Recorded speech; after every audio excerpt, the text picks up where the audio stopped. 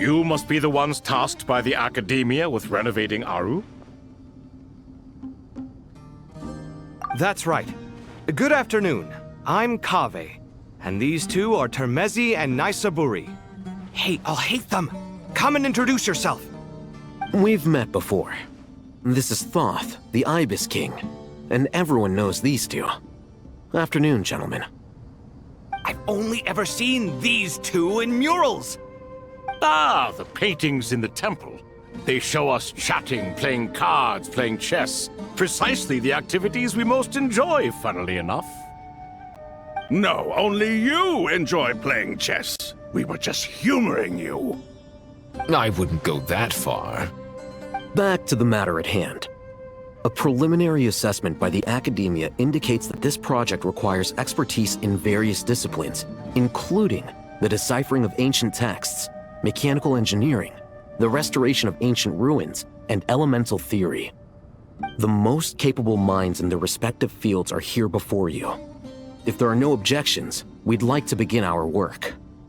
The artisans who built Aru for Al-Ahmar gave their very lives to create this splendid work. Follow their example by giving your utmost devotion to this project. I didn't know that. We'll do our best, of course, but we certainly won't be sacrificing our lives. Such brazen words. Humans these days are a far cry from their ancestors. What little respect you show for King Deshret. No, that's not what he meant. Please, don't mind him. He shares your sentiments, just not your, penchant for hyperbole. Assuming that's what you were going for? I just think it's important to manage expectations. Forgive my lack of courtesy, but we simply can't sacrifice our lives to the gods on completion of the project like people in the legends of old. Here's a first draft of the project proposal for your perusal. Please let us know if you have any requests. Normally, I'd have made it look a lot more visually appealing, but we were really pressed for time on this occasion. I hope you'll forgive me if it's a little rough around the edges. Naturally. If my fellow ministers deem this meager display of respect sufficient, I suppose I can consider agreeing to their proposal. Why are you so preoccupied with the ostentatious displays of respect to Al-Ahmar? We should be trying to make things easy for them. You never know. We might have to rely on these young people to look after us in our old age. Exactly. This is Aru's mainframe. Be reminded to use it with great caution. We certainly will.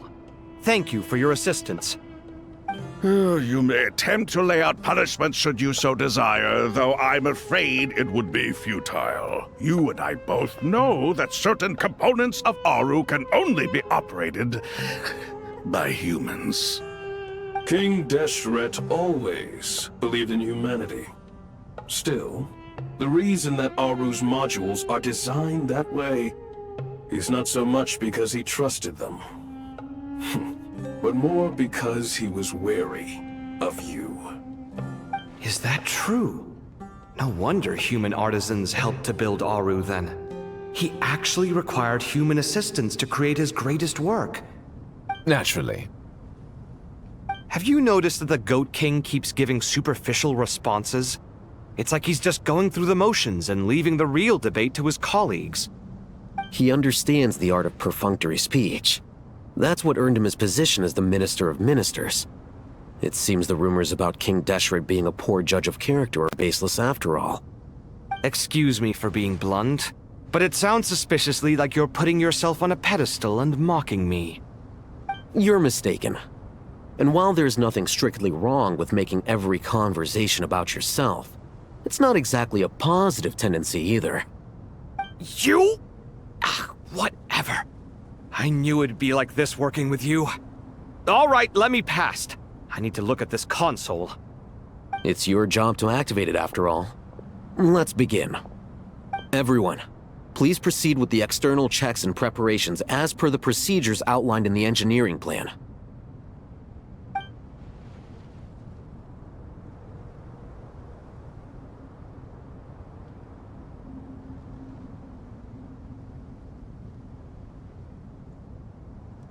Hello there, youngsters. Whoa, the Ibis King came to life! What do you mean, came to life? I've been alive the whole time! You did say we could start our research, right? Are you having second thoughts now? I've reviewed the proposal. The work you're planning to carry out on this grand device is ambitious in its scope. You have ample confidence in your abilities, I take it? I wouldn't say I'm feeling hugely confident, but given how bad things are, I'd rather at least try something than sit around waiting to die. You are the top scholars of your day. I trust you are aware that there are countless links between Aru and the Akasha? Aru and the Akasha? But... I thought the Akasha was the Academia's greatest technological accomplishment, created years ago by the Dendro Archon to help her people access knowledge. And you too? Do you not know either? You've read the instruction manual, right? You tell them. An instruction manual? The Akasha has an instruction manual? The Dendro Archon is a kind and thoughtful god indeed. It used to sit on a shelf in the corner at the House of Dana. Not the most popular read. If the manual is to be believed, Aru was in fact the original inspiration for the Akasha system. what? But there are so few records about Aru anywhere. And practically none of these scientific expeditions into the desert had anything to do with it. Ah, but this is something you could not possibly have known. You may have heard many stories about the desert, but what is the most important aspect of history? Consider this a quiz. Anyone from Vahumana present? I'm from Vahumana. It's, well, veracity. Precisely. And a large part of veracity is the chronological order in which events occur. I may as well tell you. In the beginning, Nabu Malikata, the goddess of flowers, descended upon Sumeru. The glory of the heaven was within her. She brought life, oases, and knowledge to this land. Then she created the Jinn, enlightened them, and ordered them to serve her. Two other gods also walked upon this land where wisdom flowed in abundance, and the three met beneath the great green trees. It was the first and greatest alliance. We should speak with reverence of this covenant between the three, which transcended both time and life. For they promised that in Sumeru, wisdom would be shared with all. All the great changes in Sumeru's history began with the goddess of flowers. For King Deshret's sake, she pried into the secrets of Celestia, and for this was burned to ashes by the flames of wrath. So grieved was King Deshret by her passing that he lost all interest in state affairs and devoted himself instead to the knowledge that she had brought back. It was after learning of the technology from that floating island in the sky that he first conceived of Aru. And so, the Akasha was inspired by Aru, while the basis for Aru itself came from Celestia's technology. Well, if the two share a common technological origin, then connecting one system to the other is an entirely feasible idea. Unbelievable. Have you no reverence at all for celestial technology? No, I do, but there's no time for that. The schedule is too tight. Blame it on the deadline. Perhaps you could try coming up with our cutoff dates. You know what it's like having to turn around 5 different drafts in one day? I wouldn't wish it on my worst enemy. Yeah, also, Sir Ibis King, you don't plan on getting directly involved at all, do you? Yes, well, you strike us more as having come to give a popular science lecture. Or, wait, does this count as more of a first-hand witness statement? Neither. Anyway, this sounds like far too much work for me. Still, if Aru is so powerful, why didn't King Deshret use it for more ambitious ends? Because it was never fully completed. King Deshret had grand plans, but he perished before they could come to fruition. In the beginning, his wish was to create something that could rival the very world itself. The Lord of Flowers sacrificed everything for that ambition.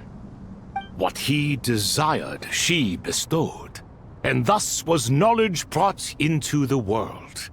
Her courage and sacrifice had to be honored with the most splendid of monuments, or King Deshret would surely have deemed it a grave injustice. And that monument, built from knowledge and technology, etched with a sacrificial and courageous love, even in its unfinished form, it deserves to be treasured. At that time, King Deshret said the following to the Lord of Dendro. Since we share an eternal covenant, I shall never be your enemy. Hence, the fruit of wisdom from the heavens is not to be devoured. Remember, it is not that I lack the power to become the enemy of wisdom. Yet you and she have taught me much and shown me kindness. For this, I cherish you both. In the end, Aru was only used to store a portion of the souls. It was but a primitive form of the masterwork the king had envisaged. His final hope for Aru was to return to the past, when she yet lived. So the point you're making is, King Deshret was both powerful and ambitious, and he only ceased his imperious ways out of affection for the Goddess of Flowers and the Dendro Archon.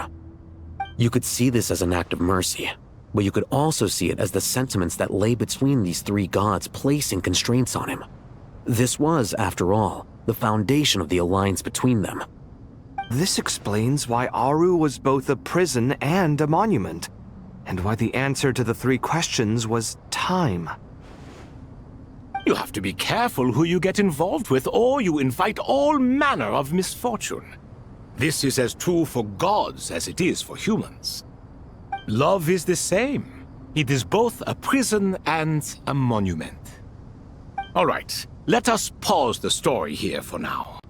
Seeing as you've been so diligent, I'll offer a little help. Who's in charge again? Is it you two? Ah, yes, me and him. Now then, close your eyes. Wisdom hides in the space between the tangible and the intangible. It is to convey the incommunicable through the simplest of mediums. By the power of King Deshret, I shall grant you a glimpse into the unseen secrets that lie at the threshold of existence.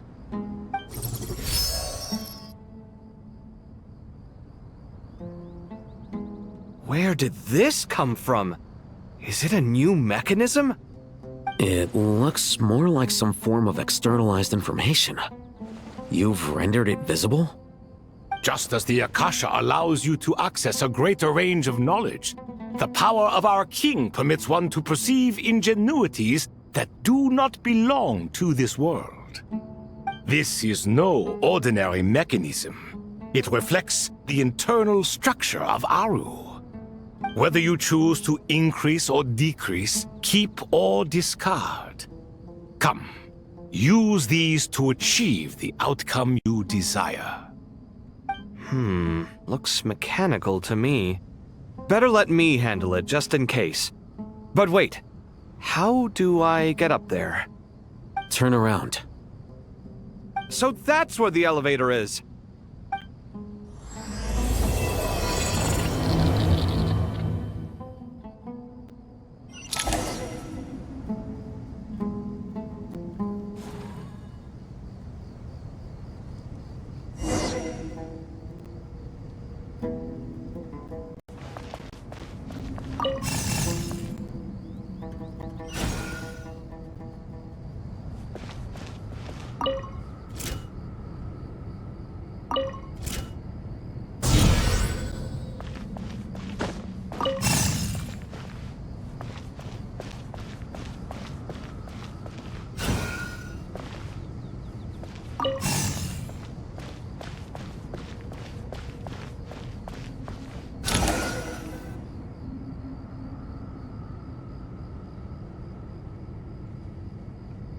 Obelisks were used to record important information in the ancient desert civilization. Hey, Al-Haytham, there's some writing here I'll need you to decipher. I've sent it to your screen. Do you see it? Got it. It's a little blurry, but I should manage. Take a look and tell me what it says. Oh, and I'll send any other similar text directly to you from now on. Let's start with this one. It's a variant of an older script. Herein lie verses written for the Yellow Sands. Looks like cultural information from the age of King Deshret. If so, I suggest you delete it. Words thrown together merely for fun. I had no idea Aru kept a record of this. Well, as long as you're certain that this is strictly private information, that's fine.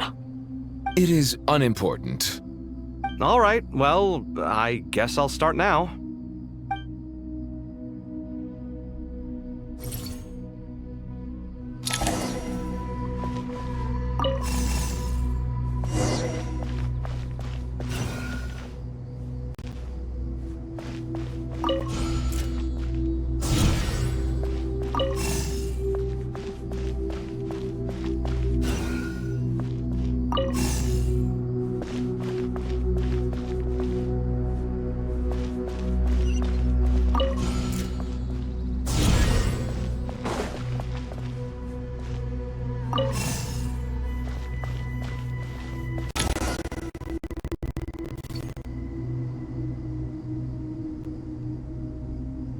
Found some more. Sending them over to you now. These are all reports about the Gurubad conflict. Can we delete them? I'd say so. Most of this information has already been archived anyway. What if there are details in there that Vahumana missed? What are we supposed to do if they come after us in the future? They'll just have to live with it. If we don't resolve these issues now, there won't even be an academia in the future, let alone a Vahumana Darshan. Yeah, you're right. Okay, done. There's some other similar monuments nearby. I'll check them out.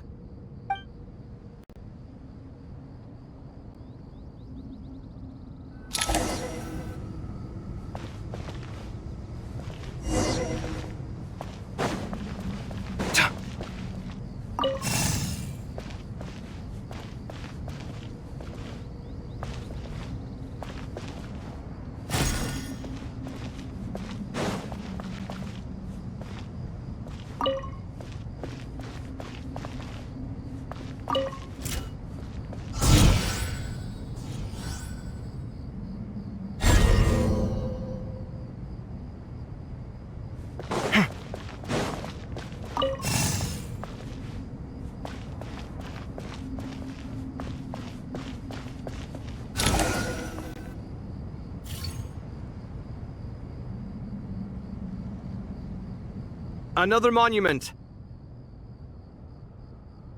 Hold on.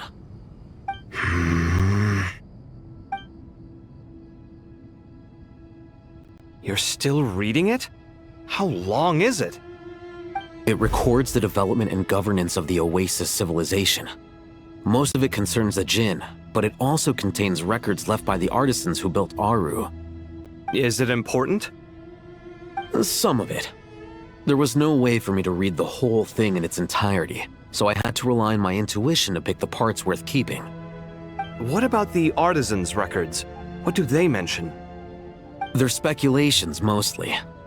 For instance, they were wondering how to protect themselves if King Deshret decided to silence them after the construction of Aru was complete. Sounds like pure mythology to me.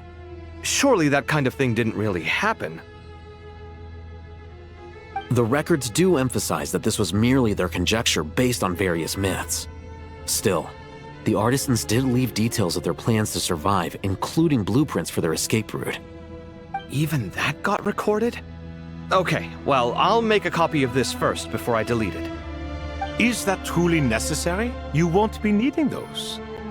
No, the blueprints are important. I want to keep them as a memento.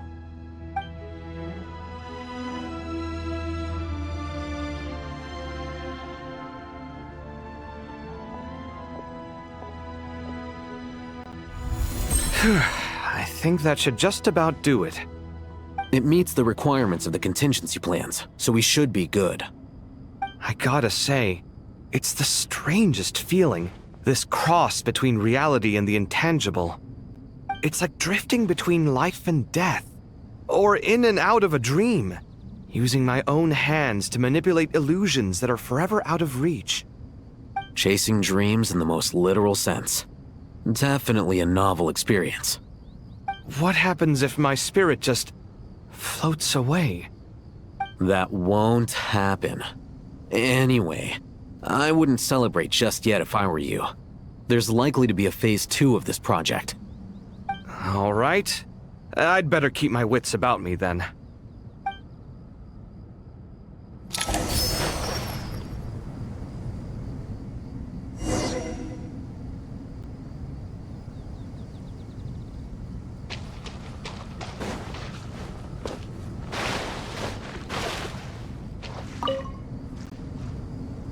I expected that the outside world no longer respected the ancient gods, but even so, I do find the tone of these youngsters to be dreadfully impolite. It should hardly come as a surprise to you. I remember you saying the same thing last time. I assumed that was just a one-off. I did not realize it was the norm. Don't you think that young lad's matter-of-fact tone sounds familiar? It bears a rather uncanny resemblance to you, Goatee. Surely a sign that he is a man of rare intelligence. Oh. The rest of them, though, much better. The blonde-haired one, for instance. So sincere. That's the kind of kid I can respect. Oh, really? Well, what about your disciple, Nefer? She's about the furthest from sincerity that a person can get. And now you hit the crux of the issue. Thoth is spouting lies again. He cares nothing for sincerity. He likes Nefer simply because her personality is just like his. Thus, in giving his approval to Nefer, Thoth is simply validating himself. The rest is but smoke and mirrors. You have some nerve saying that. There really is no helping you two. Shut up, chess rookie. What nonsense is this? How dare you tell me to shut up? How can you engage in such banal chitter-chatter at a time like this? Aru has been opened. The glory and splendor of a bygone age is about to sweep over the earth like a flood. And you're here squabbling like petulant children. All three of you are insufferable. King Deshret was merciful, indeed, giving you a chance to be released from prison. I say, you should have been locked up for good. Ah, but Bennu, look on the bright side. Had they not been released, we would not have been awoken. Oh, you've been here this whole time. You should be scolding them along with me. I miss Hermanubis. It's not a real reunion without him here. And now you're avoiding the topic and talking to yourself. Why King Deshret designed your personality like this, I will never understand.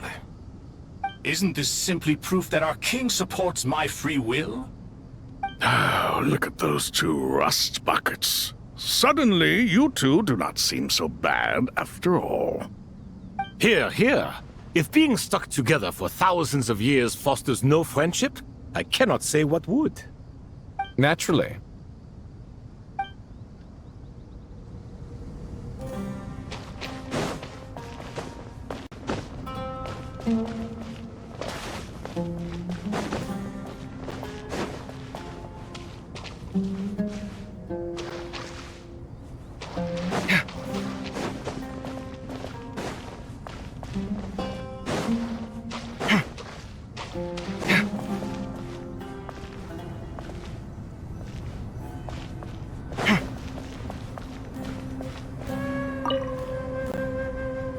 How's it going? Are things progressing smoothly? Well enough, I suppose. You know how it is. The work itself is only half the problem. The other half is having to work with Al-Haytham. I'm sure the feeling is mutual. Honestly, though, I thought you two had already worked things out. As if. Turns out working closely together is the best way to expose any tensions lurking beneath the surface. Besides, I just think that some people never change. Agreed. Case in point, you didn't make sure I was out of earshot before you started complaining about me. Old habits die hard. Actually, this is for your own good. Maybe if you spend a little more time listening to what other people have to say, you might actually realize that you're the problem. Naivete is another old habit of yours. I had assumed that you both volunteered for this project like us forest rangers. But now I'm getting the sense that wasn't the case. Definitely not. We were assigned to it by Lesser Lord Kusanali and Nephis. As much as I'd love to be doing normal work for normal clients, these Titan projects are all that's on offer right now. Though I'm sure they wouldn't be roping us in if they had any better options. Just goes to show how short-staffed the academia really is. I'm sure you've prepared yourself mentally, but I still feel the need to advise you to lower your expectations. It might make the process of working together a little less intolerable. I know! Same to you! But if you already understood that, you should also know not to say the quiet part out loud. Why don't you come help me with my forest patrols? Might help you avoid any further disagreements. Good suggestion, but unfortunately, differences of opinion will always exist. Changing the nature of the work won't get rid of them. For once, I actually agree. There is zero chance of us ever resolving our differences. Zero! But even so, the work must be done. Care for some coffee? I'm glad to see you making progress. Don't act so smug! It'd be nice if you made some too! I feel like even I've made some progress today. In the past, I never would have dared to try and mediate a conflict between you two while you're both right there in front of me. Apologizing probably makes it sound like I'm in the wrong, but I'm sorry. I was just kidding. Truth be told, I don't have any work to do at the moment, so I'm just here to kill some time.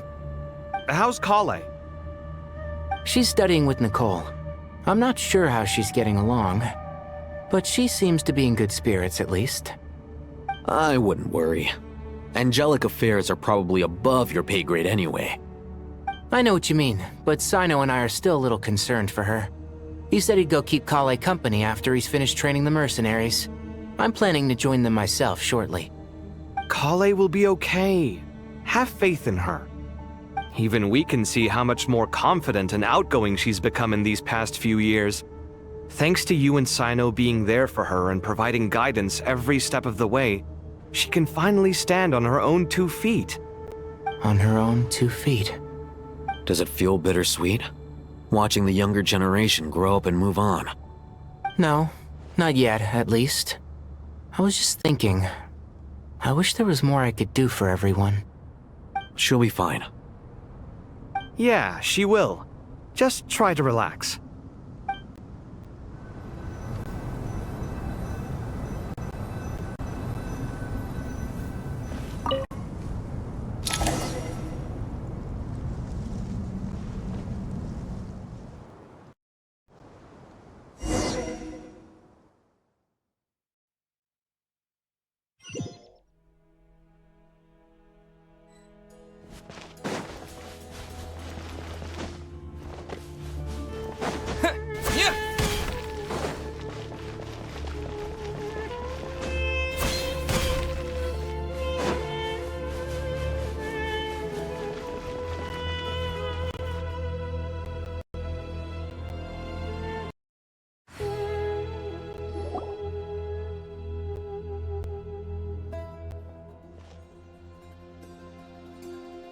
Traveler from afar, do you worry for the fate of Sumeru as well? Whoa! It's Sobek the Crocodile King! Greetings, Crocodile King. Please be at ease. I'm just here to chat with you about Lesser Lord Kusanali. Sounds like you really care about her. Yes, although to be exact, it is a mixture of both concern and curiosity that I feel. Speaking of Nahida, Paimon was wondering how she's doing. Wait a moment.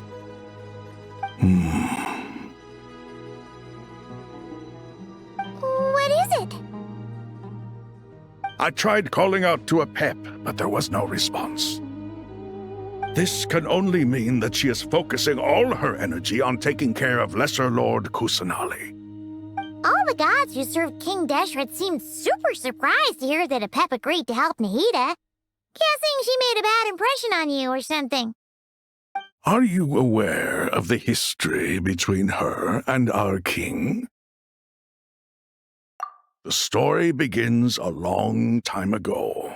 Al-Ahmar was always a wishful thinker where the Dendro dragon was concerned.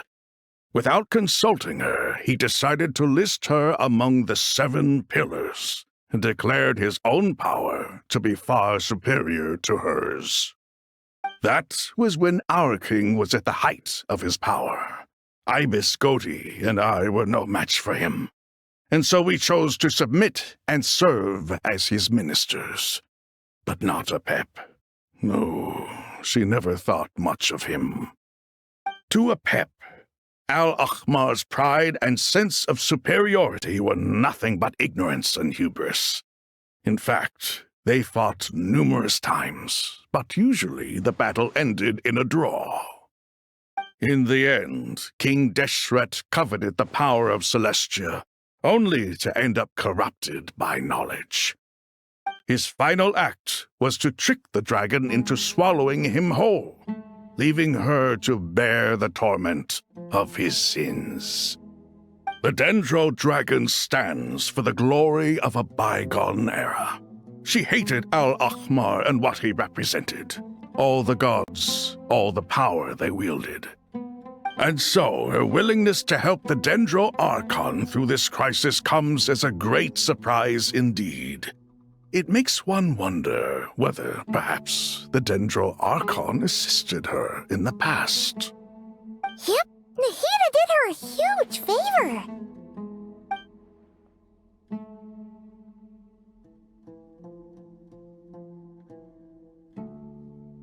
So Lesser Lord Kusanali put an end to the Dendro Dragon's many long years of torment.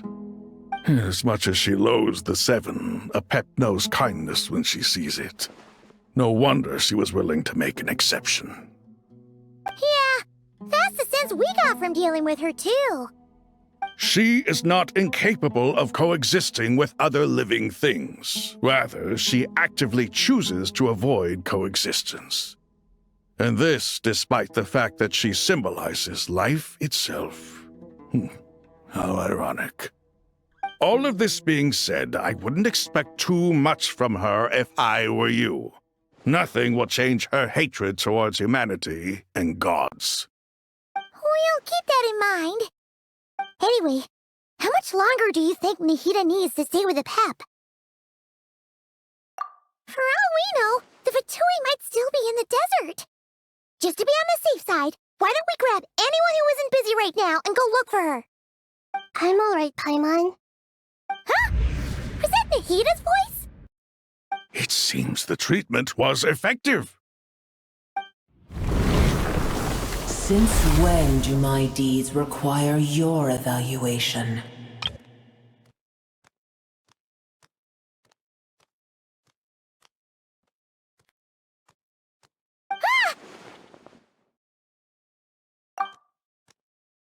Here will do just fine.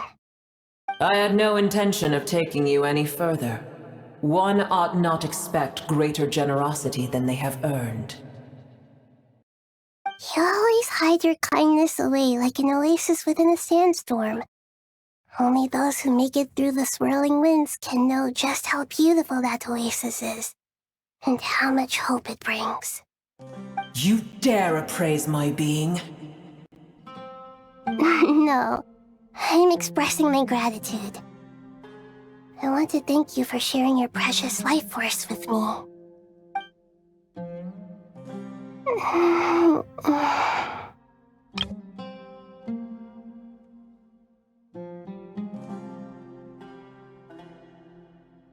Awake already? You are more resilient than I thought. Pep. I feel much better. Thank you. Gods and their gratitude mean little to me. I would rather you give me your assurance that the situation with Irminsul and Sumeru's ley lines will be competently managed. If I suffer any ill effects from the ley lines, you, as the god of this land, will be held responsible. And you would not enjoy being held to account by me. I understand what you require, but I would assume this task even if you did not demand it. Sumeru is my responsibility. I must resume my duties as soon as possible. A farcical notion. God of Sumeru, I hope you realize how unextraordinary your strength is. And yet, maybe it is precisely what defines me. A god of wisdom is not meant to rule by force. Then hold steady. We go forth. Well, I'll be. Is that a pep? Do my eyes deceive me? Of all places, the Dendro Dragon has decided to visit the mausoleum of King Deshret? I see that after all this time, El Ahmar's menagerie of ministers remain as vile as ever. It's a pleasure, Dendro Dragon. Had you arrived but a little sooner, you might have attended a meeting of the Seven Pillars. What a nauseating thought. You are not the first insects I have had the displeasure of dealing with today. A swarm of them tugged on my tail on my way over. Goodness knows what hovels they crawled from. Why do all the creatures of this world remain so lowly after all this time? What did you do with them? I cast them away. What would you have me do? Keep them as trinkets? Boer, this is where we shall part ways.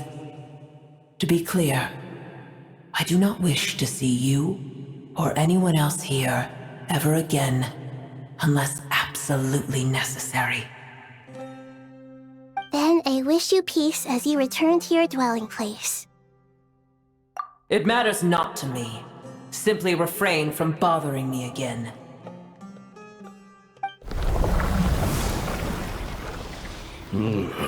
A force to be reckoned with. At times like this, I feel glad that she has no interest in any of this. Hold on, just hold on, okay? We're almost there. We made it! Huh? Wait, that voice! It's...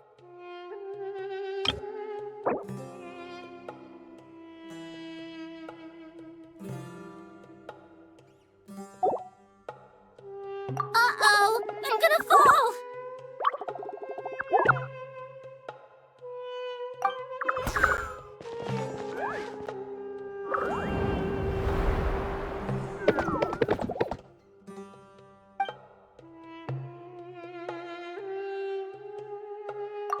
Well, that's a relief. A pair of safe hands indeed. The Dendro Archon's familiars. They are the last thing I expected to see here. Huh? Wait, what are the Aranara doing here? Don't you guys hate the desert? Obviously I was worried about the Dendro Archon. I've been supporting them with my Pari powers the whole way here. Oh, they seem pretty nervous. Is it because there are too many people around? Not just people. It's all these non-human beings, too. It's hard on them. I can't believe you made such a long and dangerous journey just for my sake. I appreciate your support so much. Thank you all. I'll have to ask everyone to wait while I help our new arrival settle in. Once I'm done, I'll gather everyone to discuss our next steps. Traveler, Paimon, shall we find a place for our friends to stay? Well, first I have some questions.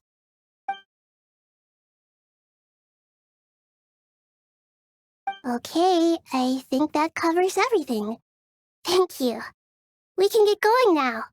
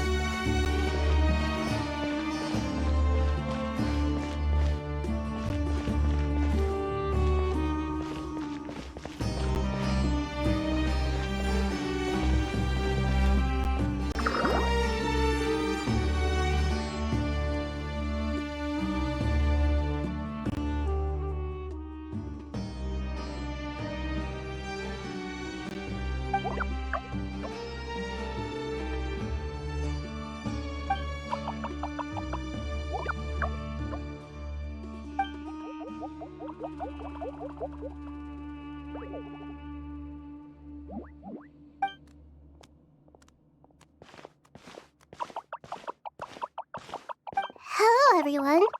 It's only us.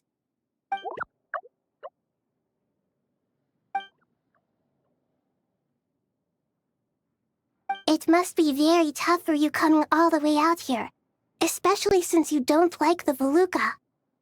Is everyone back in Vanarana doing well?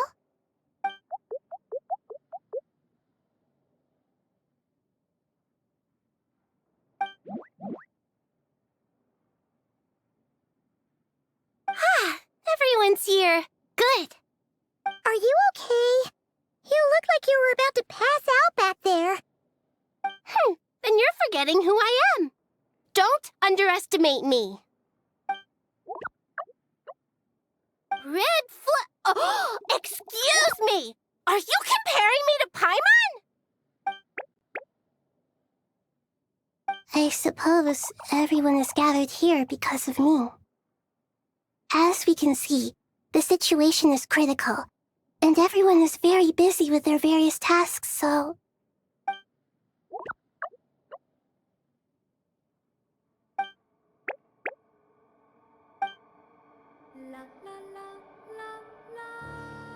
I can't thank you enough. Right now, we're focused on restructuring Aru, processing excess information, and helping restore everyone's confidence. I'm sure you'll find it all very straightforward. I can help too. Just let me know where I'm needed.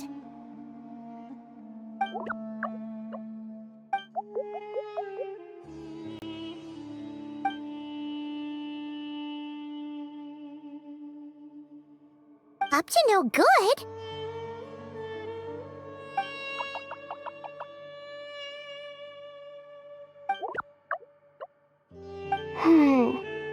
That definitely sounds suspicious. Traveler, Paimon, I have other work to attend to here that needs to take priority. Could I trouble you to investigate the situation Arabalika spoke of? No problem. Leave it to us. Thank you. I'm counting on you.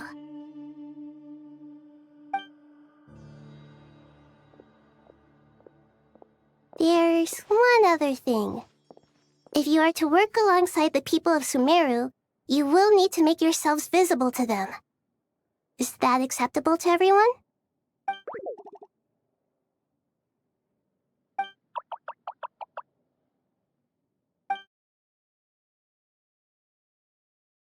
There's nothing to fear. No one here will hurt you. But if you do feel afraid, don't worry. Just call my name, and I'll be there. Very well. Now, I shall bestow a small blessing upon you all. Whenever people see you and interact with you, from the moment their gaze meets yours, they will experience the most beautiful of dreams.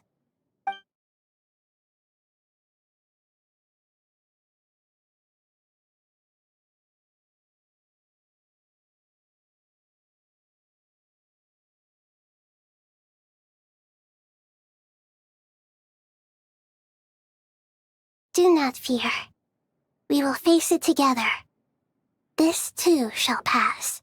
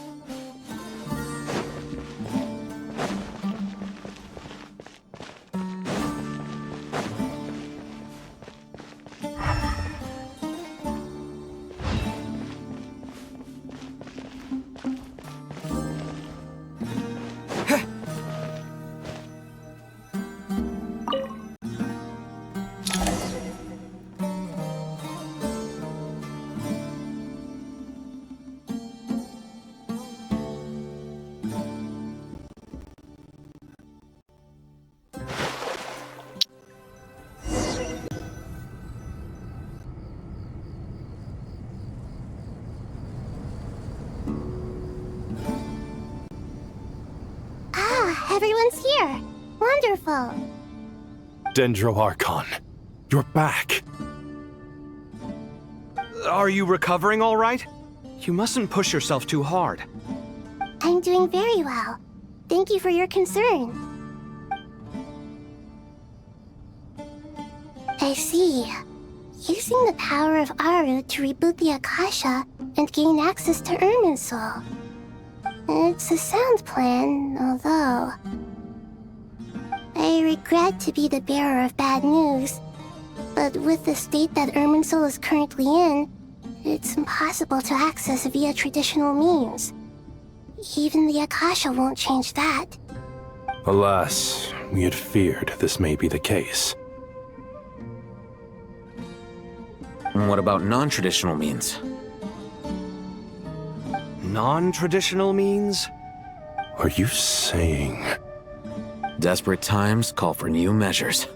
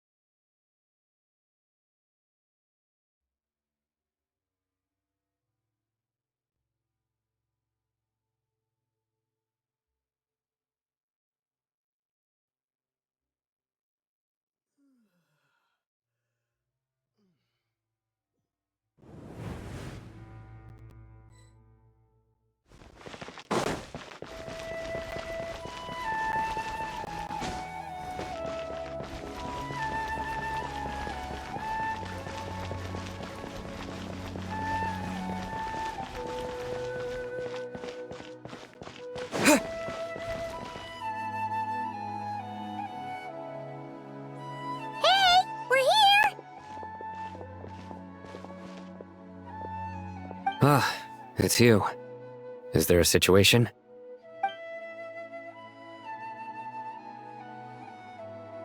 The Aranara have good intuition when it comes to people. In other words, there may well be a traitor among us. Given everything that's going on, I'd be more surprised if there wasn't. Miss Nefer, as a professional intelligence broker, I trust you have a solution? Not one that I'm willing to volunteer. What's in it for me? Let's say I'll treat this as a pilot project aimed at expanding your intelligence operations. Whatever business you're in, an avenue to demonstrate your abilities could never hurt. I like the sound of that. Glad we're on the same page. Given that you rarely set foot in Sumeru, practically no one at Caravan Rebot knows who you are. I take it you've read the files on everyone in the area? Yes. I also skimmed the list of evacuees, and am more or less up to date on where everyone stands. Any initial suspects? Limiting the scopes to males whose recent activity could be viewed as suspicious. I've identified 3 names. The Aranara saw 2 people talking, but currently we only have 1 suspect.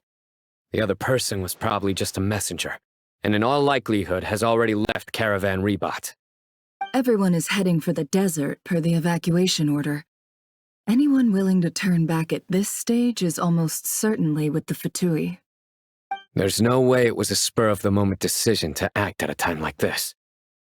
This spy must have been planted long ago. We need to smoke him out from wherever he's hiding. Sounds like you have the beginnings of a plan.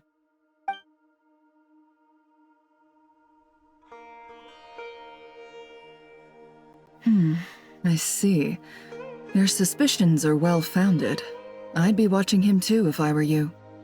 So far, we still lack solid evidence that he's been bribed. He hasn't made any recent purchases that would indicate he came into some cash.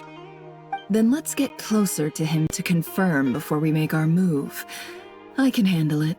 I'm not based in Sumeru, so barely anyone at Caravan Ribat knows who I am. And you're certain you've never encountered this person in Nodcry? I'm certain. Besides, it's extremely rare for me to have had any direct contact with Sumeru mercenaries besides Jet. There's no way he could have seen my face before. Sino, stay out of sight and wait for my signal. If he raises any red flags, I'll bring him toward the main road. Understood. I'll take it from there.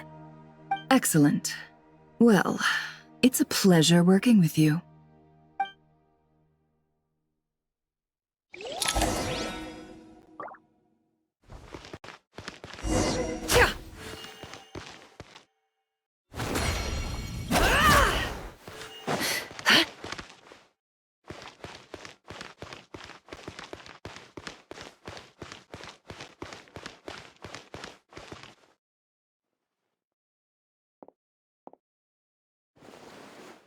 Darker skin, scars, frequents the desert and has ample combat experience. Nothing unusual about how he dresses or acts. What's that he's looking at? A coin. Interesting. Could that be how his contact paid him? Conveniently discreet for someone trying to hide any unexplained income. And yet it could be highly valuable. Sorry to bother you. Has everyone here already left? I don't suppose you happen to see a lady wearing a hat? Ma'am, what are you doing in Caravan Ribat all by yourself? The main group evacuated some time ago. Didn't you pass them on the road? My friend and I lost some of our cargo along the way. I didn't want to miss out on potential business, so I told her to go on ahead and meet the client while I retraced our steps. I didn't think it would be so late by the time I found it. And then there was a terrible sandstorm. I guess I must have taken a wrong turn, because I didn't see any large groups on my way here. Forgive me for asking, but just to be on the safe side, could you describe this friend of yours? Sure. She has blonde hair, and she was wearing a hat and a white dress. You'd definitely know if you'd seen her. Yes, I think that does ring a bell. Ah, my apologies. During this exceptional time, the Core of 30 are under orders to be extra cautious when dealing with unknown people, whoever they might be. I understand. Well, sir, is there anything else you need to know? If not, I'd better try and catch up with them. Hey, wait! They left a good while ago now. You'll never catch up with them on your own. Why don't I give you a ride? I'm here to collect the last few people anyway. We have plenty of carts, so one more won't be a problem. That would be amazing. Traveling with a group will be much safer. I'll have to pay you for your trouble. Hey, let's not worry about the money for now. Wait here a moment. Once I'm done packing up, I'll take you to join the rest of the group. All right, thanks. Let me know if you need a hand carrying anything. No need for that. I'm strong enough for both of us. Okay. Well, I wish there was some way I could repay you. Guess it's my lucky day, running into someone who knows what they're doing here. You might have just saved my life, you know?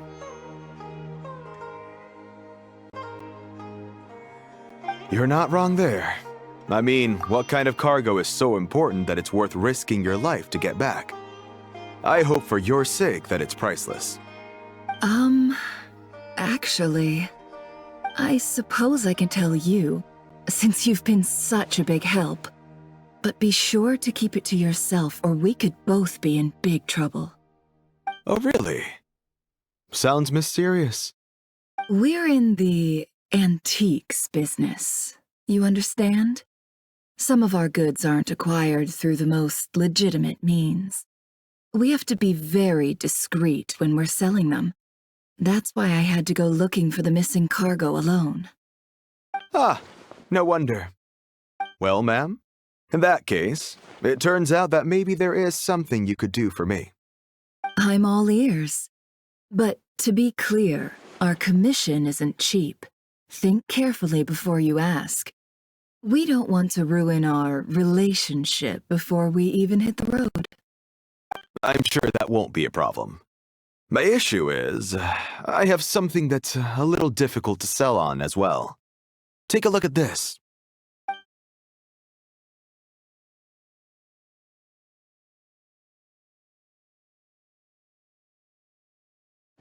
Pure gold. That's quite something. How'd you come across it? Dig it out of some ancient tomb? If you look hard enough, there are many treasures to be found in the mausoleum of King Deshret. It has no distinct Snezhnayan markings. That'll be why he's going with that story. And he clearly doesn't want to arouse suspicion, so he's on the lookout for an opportunity to make a quiet trade. Surely you have an existing business partner. Won't they take it off your hands? I hope I won't be attracting the wrath of my competitors by helping you sell this. The shop I used to work with is having cash flow issues at the moment after losing some money. I'm under enough pressure as it is without having to deal with them. On the off chance anything went wrong, I'd never get my money back. I understand. Gold is the last thing that traders with cash flow problems want to see. Well, in that case, I think we can work something out. As it happens, I'm just about done packing. Shall we make a move? Sure. Let's walk and talk. This evacuation was a huge operation. They needed a few people to stay behind and tie up loose ends. And I ended up being one of them. You're lucky you ran into us in time.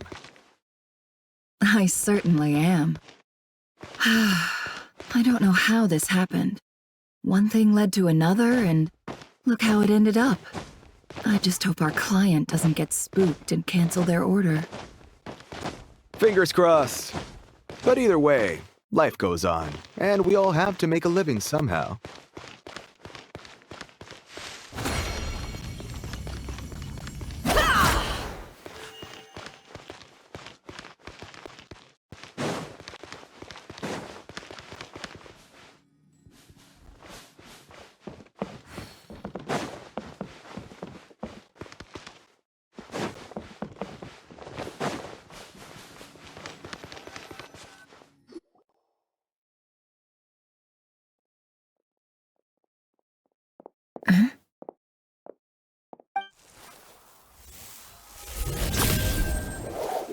Hands where I can see them.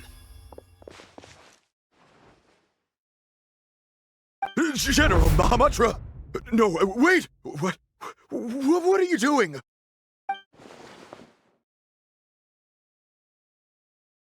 This is the coin? Good. Sadly, you won't have the chance to spend it. Nicely done. Looks like Sumeru's Matra are a well-oiled machine nowadays. Unmarked gold coins are quite difficult to trace. Thanks to you, we have secured the evidence. Here's what's gonna happen.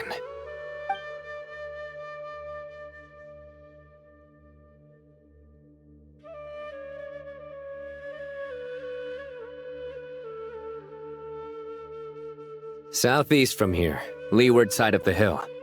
That's where he's meeting his contact. Great work. Candace tells me your interrogation skills are highly effective. Hers are quickly catching up. She's improved a lot in recent years. Looks like it's over to you for the next step. Because I'm quickest on my feet? Because you know how to trail a target. Plus, it'll be easier to monitor their activity from the air. Fine. I'll be quick. One more thing. The Traveler just brought a message from the Dendro Archon. Once you're done with this, we're to meet up at the mausoleum of King Deshret. Got it. Will do. Are you sure you'll be okay on your own? Gee, I don't know. Maybe you should come with me. Okay. Then Paimon's coming with you. Really? You do know this is a stealth operation, right? Meaning, you have to be quiet? Paimon, are you sure about this? Well, Paimon at least wants to give it a shot. Like everyone says, if you never try, you'll never know. Besides, being the best guide in Teyvat has to count for something. This should be a piece of cake. Fine. Join me if you want. But be warned, if anything goes wrong, I'll have to gag you and shove you into a bush. No need! Paimon will be super careful. Promise! Good. Then what are we waiting for? Let's go. Ah! Coming! Coming!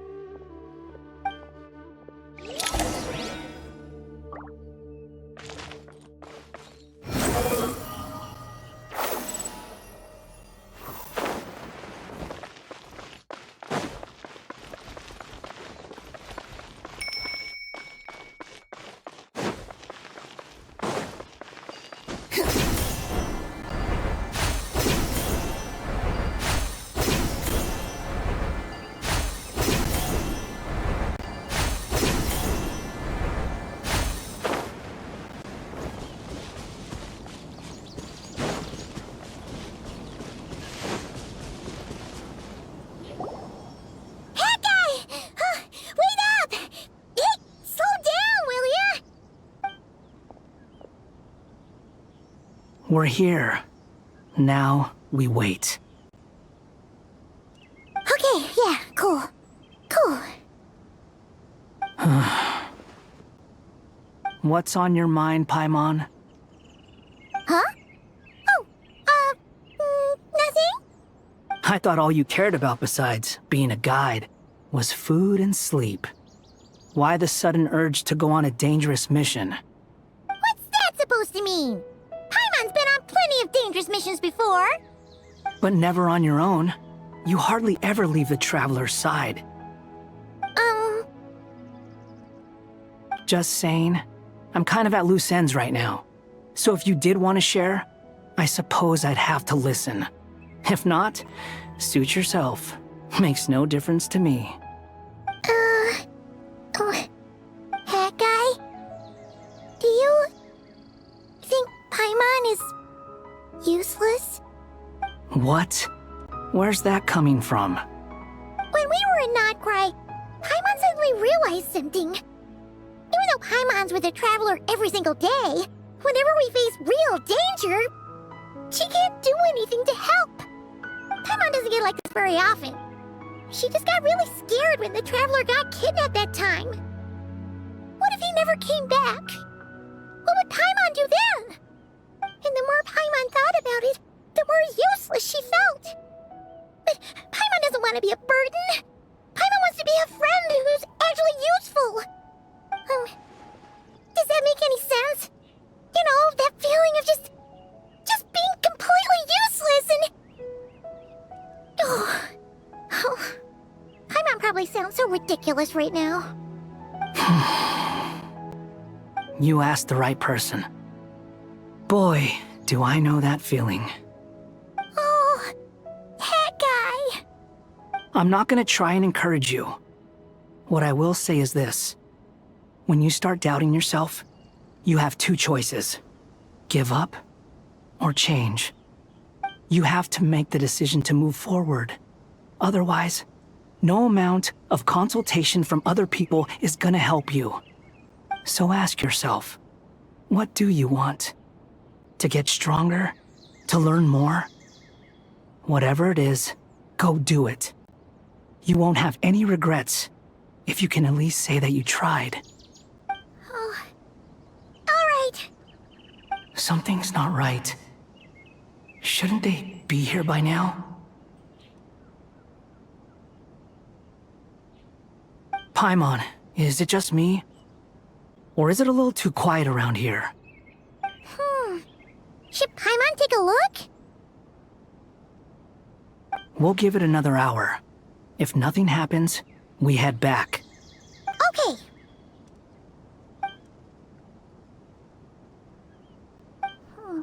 How strange. We've been here for ages. Where the heck are they? Have we been stood up? What is it? Did you think of something? Something feels off about this whole situation, but I can't quite explain why. We know for sure that the guy Sino caught had something set up, yet somehow his contact is a no-show.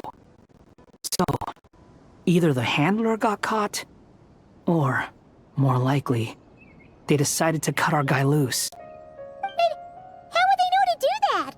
Wouldn't they at least send someone here to check things out? That's the problem. They couldn't possibly know what's happening here. Unless... This feels all too familiar. Come on, let's head back.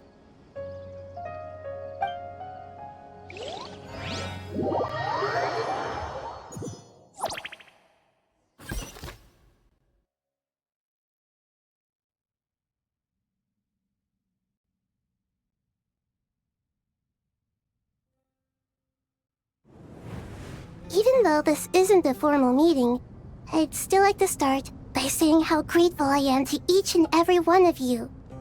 Thank you all for coming here and standing by our side. Shesipank and Bennu are currently assisting the scholars with the maintenance of Aru. Please forgive their absence. As for Hermanubis, may he rest in peace. We remember him with great fondness.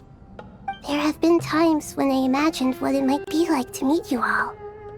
Now that it's really happening, I feel quite emotional. Time has taken many things away, but that which remains is all the more resilient. I must say, there is one thing that rather surprises me. You appear to be in good spirits, Lesser Lord Kusanali. But even so, I can sense that the life force given to you by the Dendral Dragon has far from fully resolved the problem of your vitality. Oh no! So even a Pep's power didn't work? Don't worry, Paimon. It worked very well indeed. The issue is how closely I am tied to Irminsul. Until the problem with it is resolved, there is no way I can fully recover. Sumeru has undergone tremendous changes during your absence. When gods pass away, inevitably, people's faith in them grows weaker. You must have sensed it already. Your power is not what it once was. Regrettably, this is true. I too have grown weaker due to the effects of Irminsul. Right now, we're all in quite a sorry state. Then what do you suggest? We take all the help we can get. Sumeru is our shared home. You and I, gods and humans alike. We must unite all our strength in this moment. Though Al-Ahmar is no longer with us, the alliance between the three gods remains in force. Regardless, as subjects of our king, we have a responsibility to support Sumeru through this catastrophe. Not to mention that it was the people of Sumeru who released us from this prison of Aru. Times have changed, and the people of today possess greater wisdom than those of the past. You really know how to give a rousing speech, Goti. Now then, let us learn more about your plan. The brightest minds of the Sumeru Academia are busy opening and renovating Aru. They claim it has something to do with Irminsul? Correct. Irminsul has existed in Teyvat since the very beginning. But during the Age of the Dragons, it did not possess the significance it holds today. After the heavenly principles arrived, the power of the Light Realm was divided into elemental energy, and Irminsul was refashioned as a device that records and preserves all information. Since then, everything in this world has been inextricably linked to it. As the Dendro Archon, I have a duty to protect Irminsul. To Sumeru, it is both a national treasure and undeniably a major threat. Teyvat has seen many upheavals in the last few years. The most recent of these was a major crisis in Notcry, which forced Sumeru to be even more vigilant than usual. I made sure to monitor all the pathways through which an outsider could potentially transmit themselves into Irminsul. But despite my efforts, a major problem still arose within. I still believe that someone has actively invaded Irminsul. But rather than taking any of the pathways I referred to, the intruder chose instead to utilize the most direct route, and the only one that cannot be protected against, by entering Irminsul through death. I see what you mean. You cannot simply stop all deceased souls from returning to the ley lines because of a potential invasion that could occur at any time. That's right. As important as it is to guard against external threats, I couldn't allow myself to stop the souls of the departed from finding peace. Please, understand how difficult this predicament was for the Dendro Archon. Defense has never been an easy task. After Irminsul was invaded, my authority was quickly restricted. Soon after that, the tree began denying access to any connections. I'm sure you feel responsible, but you are not to blame. No one can predict every possible disaster. There will always be trials and tribulations for the world to endure. But the people of Sumeru should not have to endure this. We must find a way to break through the lockdown and connect to Irminsul. And this is why you need Aru. Yes. The only thing in Sumeru capable of rivaling Irminsul in terms of overall function and performance is Al-Akhmar's legacy, Aru.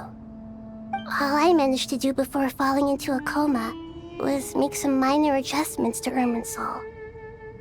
Using Aru is a last resort, and a move that comes with enormous risks. The Scholar's initial plan was to borrow Aru's power to reboot the Akasha, then use the Akasha to connect to Irminsul and investigate. Unfortunately, Irminsul has suffered far greater damage than they first thought, rendering that plan futile. To rise to the challenge, we had to resort to more extreme and far costlier means. This has led to a number of new contingency plans. To reclaim Irminsul, our brightest scholars have made further modifications to Aru with multiple goals in mind. I thank you all for giving them your blessing in this endeavor. Human wisdom has clearly improved over the millennia. You have not only our support, but that of the Jinn, the Aranara, and the Pari. Together, we will do everything in our power to save Irminsul. By the way, when you spoke earlier of an intruder, it almost sounded as if you knew who you were dealing with and what they were capable of. Well, since you ask.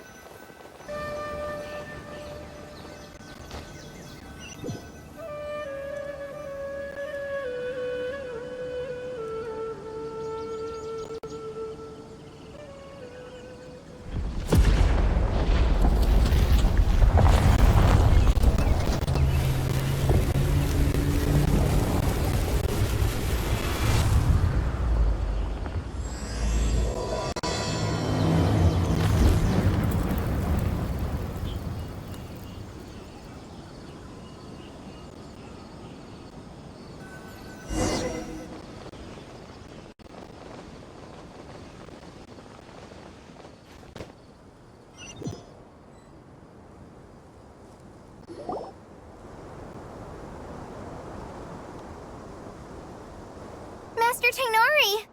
What is that? Is this Irminsul? How did this happen? What's going on inside? Luckily, we managed to evacuate everyone. What in the world was that? That was terrifying!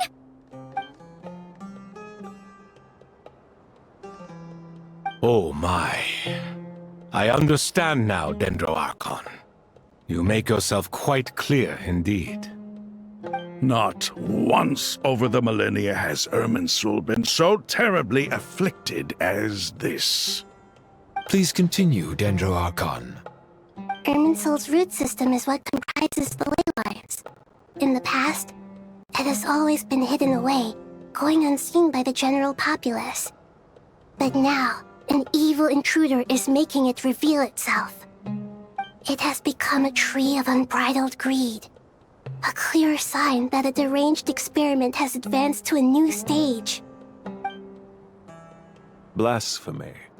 From where I stand, an experiment in the name of blasphemy sounds rather improper. But if we are to honor Dottores' will, this is what we must do. The birth of this tree proves to me beyond doubt that this incident is connected to him.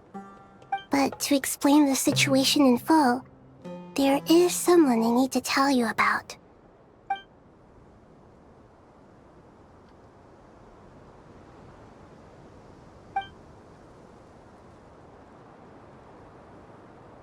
Zandik.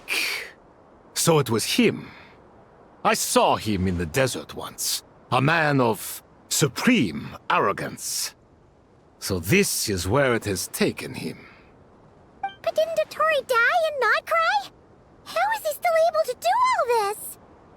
He must still have loyal followers amongst the Fatui. Even so, I'm still unclear as to how he has been able to wield such a profound influence over Irminsul. I can confirm that Fatui forces have arrived in Sumeru City. Furthermore, Irminsul seems to be undergoing some kind of mutation. Evil branches are beginning to grow. Things that do not belong to this world are slowly but surely materializing. Sorry, I couldn't think of any other word to describe it. They don't seem to be fully formed physical entities yet, after all, but they are gradually becoming real. A baleful tree climbing up into the heavens. Speaking of Dottore, I have some information on that front as well.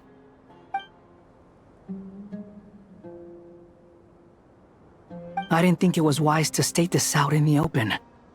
But my theory is, the mole wasn't cut off after he was caught. They wrote him off from the beginning. You mean, the Fatui never intended to follow through with him? Then why plant a mole at all? It's hardly a conventional strategy, and the rationale behind it is pretty twisted. But as it happens, I know someone who works exactly this way. And when it comes down to it, his goals are very simple. He just wants to confuse people, so they can't figure out what he's up to.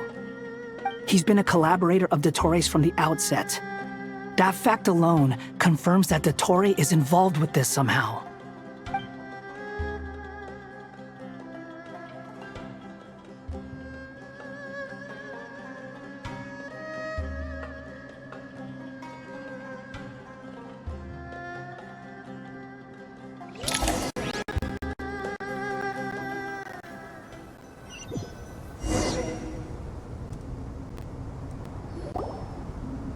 There is still much to be done. Everyone, please remember our core strategy. As per the discussions, the following groups must act immediately. Mr. Alhaitham and Mr. Kave, the next phase of the Aru renovation project must begin right away. Godspeed to you both. We'll give it everything we've got. The plan looks feasible, but the implementation will require certain resources. General Mahamatra Sino and his team will help to procure the materials required for modifying the terminal. No problem. I've already spoken with Sethos and Hack Guy, and they've agreed to assist me. This kind of thing is best left to the fleet-footed, right? Hat guy? If it's efficiency you're after, we're the right people for the job. Following up on the elemental energy amplifier we discussed, Miss Dory, I assume you're the one most familiar with the status of this project. Aside from the Dendro Archon, of course. Yep, that's right. Leave it to Lord Sangama Bay. Got it. Well, I'd like Madame Farazan, Kale, and Nicole to support Dory on the technical side. You can count on us. Will do. Rest assured, I'll take good care of Kale. Dia, Candace, and Nefer, you'll be in charge of negotiating between the various parties. I trust you remember our goal. You bet. We can handle it. Good. I believe that covers everything. Tainari will provide ad hoc support as needed, if that's okay. Poor Tainari. Must be tough being Nephis' student. Getting bossed around all day, every day. Hey, don't try and drive a wedge between us, you old rascal. All it says to me is that Master Nephis has faith in everyone's abilities. While I'm nominally here as backup, I doubt there will be many situations where my help is needed. Exactly.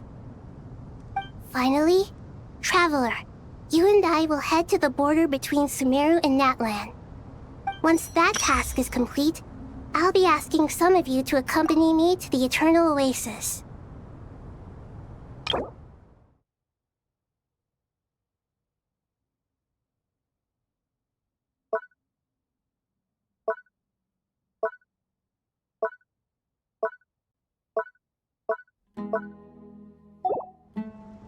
The Eternal Oasis? I thought that was just a legend. So it does exist after all. Regarding your trip to Natlan, under normal circumstances, a meeting between our two nations would be a far more formal affair. Unfortunately, Sumeru is all but completely cut off from the outside world at present. So regretfully, we won't be able to give the Pyro Archon Mawika the grand reception that she deserves. My apologies for the inconvenience. No point putting too much pressure on yourselves. That goes for everyone. Right. Especially you, Dendro Archon. I'm sure you're still feeling quite weak. Don't worry about me. The Dendro Dragon's life force will sustain me. Plus, we'll be there every step of the way. Nahida will be just fine. Yes, I believe in myself. And I believe in every one of you. Well, time to get going.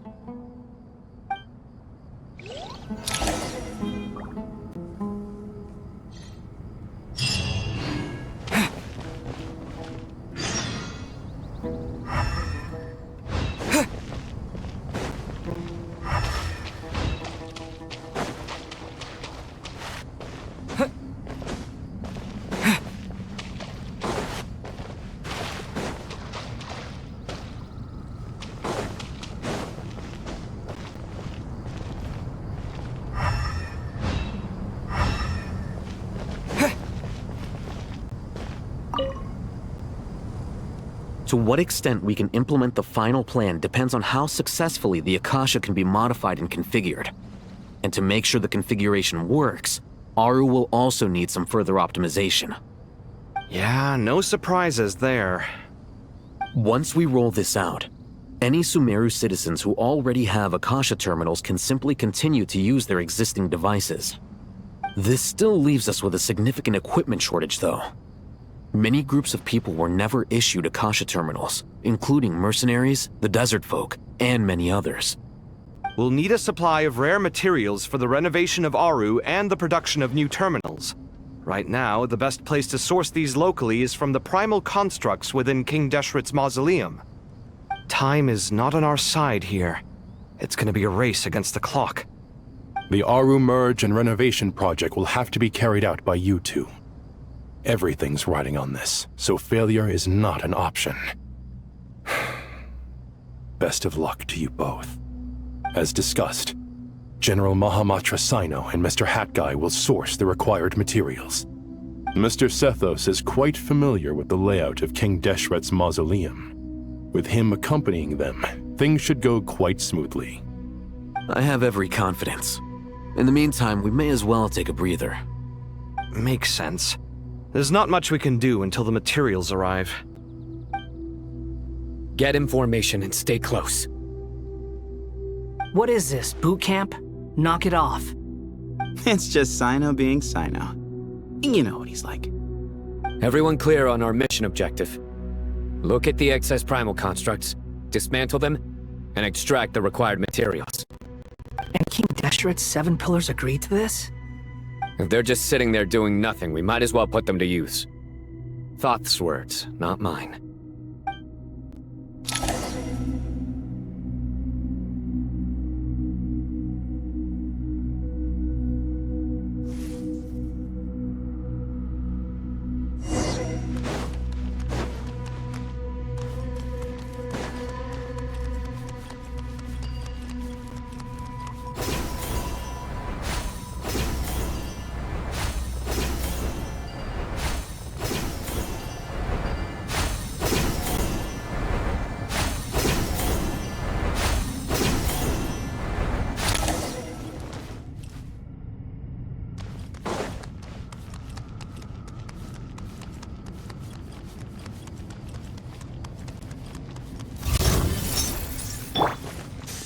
Move or be moved!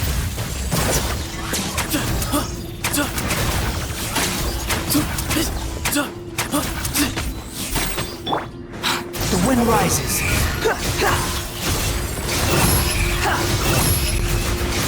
Bow your head!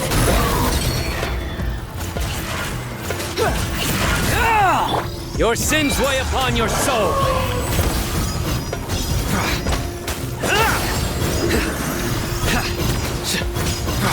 Your penance is due! Guilty!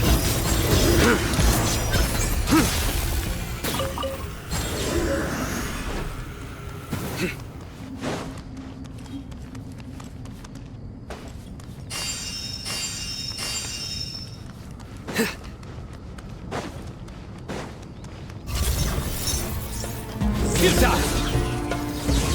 Swarm Fury!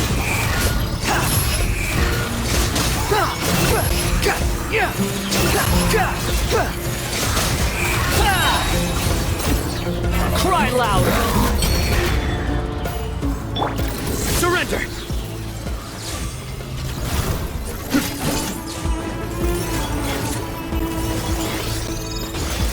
Nowhere to run! Behold!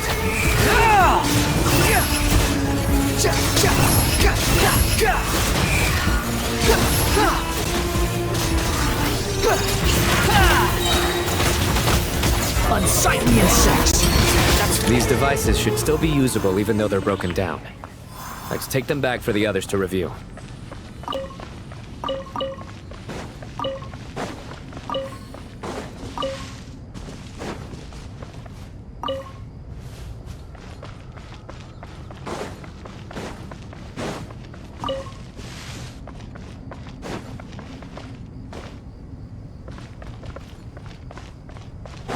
Swarm Fury!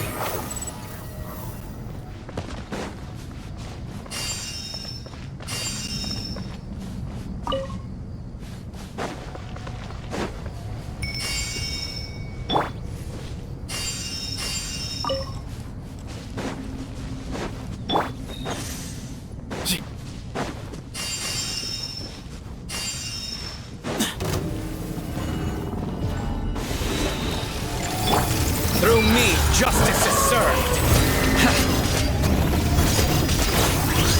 Your penance is due!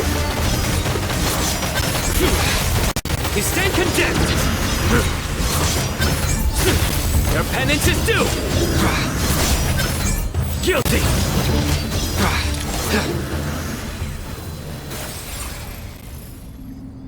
How many do we need again? Enough to make an Akasha terminal for everyone who doesn't own one. I remember you telling me how revolutionary these Akasha terminals were. You've used one before, right?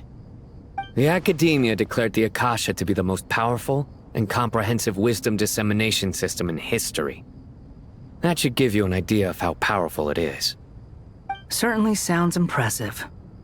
Neither Hat Guy nor I have ever had an Akasha terminal. Well, if it all goes to plan, that's about to change.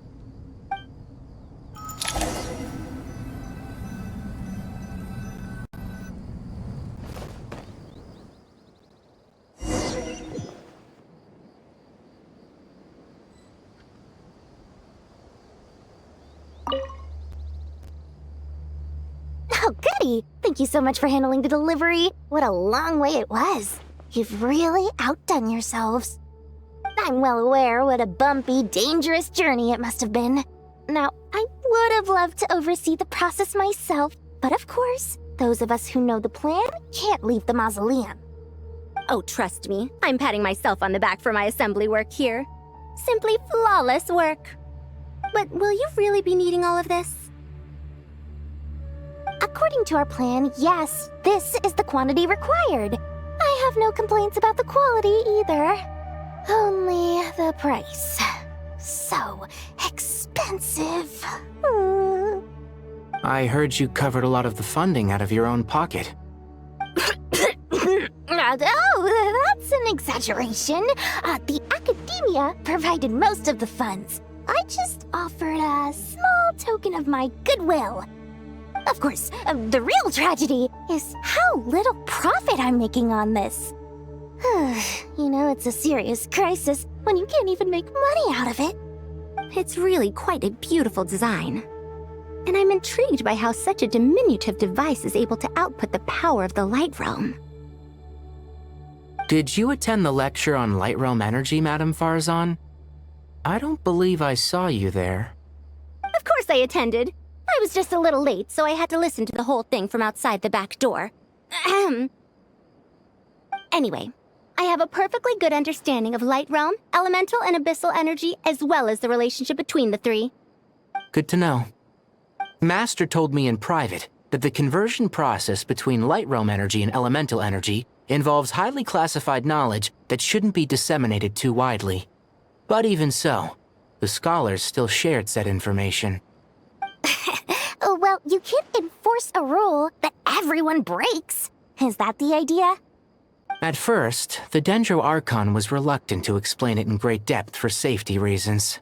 Later, she came to terms with it, and simply informed my master that we would all have to face the question of survival together.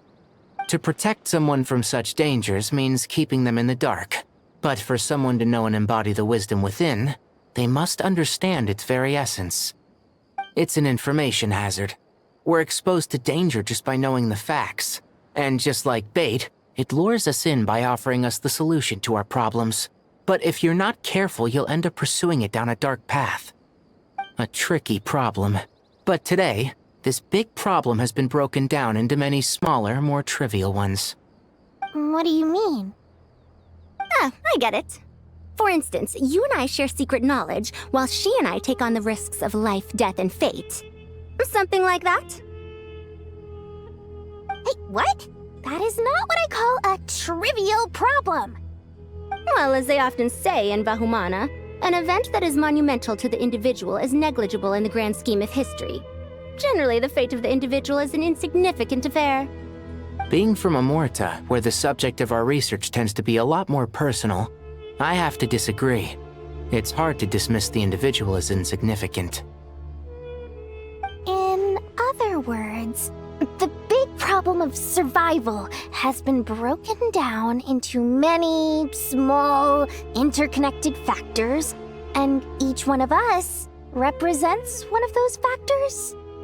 When the same secret is shared with a group of people, the same fate binds them together. Most people would find this unimaginable, but to us scholars, this is the path that has always beckoned to us. Sharing knowledge is a good way to fight against fate. I will always believe in that. All right, I think that's everything. Thanks a lot. But don't go anywhere just yet. I'll still be needing you to calibrate the equipment.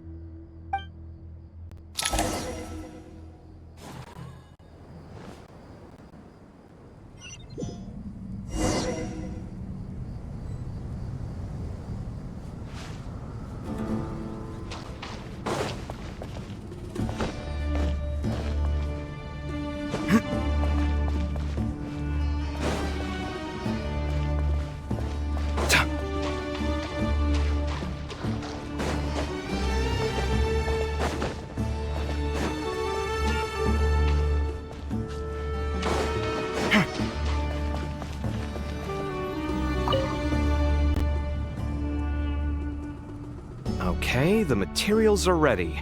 We can proceed with the next phase. Al-Haytham, how are you getting along? Most of the information in Aru is written in ancient desert scripts. Some of this is written in a tribal language, while other parts seem to be a variant of an Oasis script, based on the glyph forms. Oh. Not lost to history, I hope. Some are. All we can do is infer the meaning based on the rules of related languages. Although, this section actually fills in some of the missing historical record. I'm transcribing it so we can bring it back to the academia. After Aru started up, 2 more lines of text appeared here. Can you read them? Humans may not read what is written by the gods, except by not reading. Victory should not be easy to attain, for it symbolizes divine wisdom. Knowledge must not waver, for it has external borders. Is this a clue to solving a puzzle? Or is it being symbolic? You can't read it unless you don't read it. Victory is wisdom. Knowledge is confined by borders. Wait, I think I've got it. It's a metaphor, isn't it? It's talking about... a chessboard.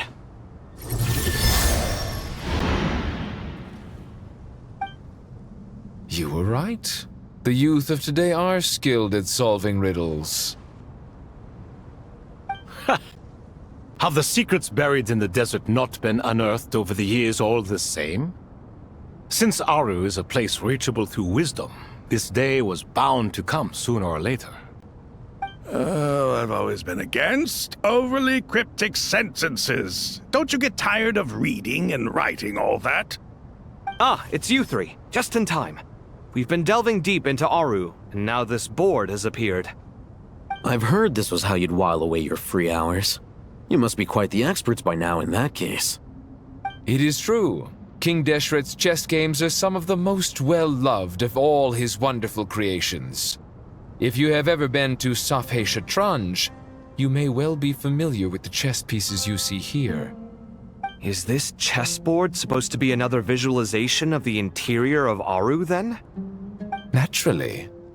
Visitors, everything is ready. Only by completing the challenge on the board in accordance with the rules will you be permitted to overwrite Aru. 1 second. It's not dangerous, is it? Dangerous? Why, yes, of course. I should be the one to go, then. Wait for me here. Sounds like the self-confidence of our present company has rubbed off on you. Don't be ridiculous. I'm your upperclassman, and that means I have to look out for you. I appreciate the sentiment, but a game of chess typically requires 2 players. Besides, I'm sure they won't let things get out of hand. Keeping things relatively safe is in your best interest too, isn't it? Fair enough. I mean, you guys are controlling the difficulty, so please don't go too hard on us, all right? Ah, but Bennu said he wanted to put some respect into these whippersnappers.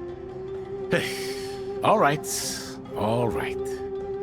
Thank you. Obviously, we'll still try to be careful. This doesn't seem like ordinary chess. Is the goal to defeat the opponent? No, you must enter the board and pass the trials we have placed there. Ready? Let's do it.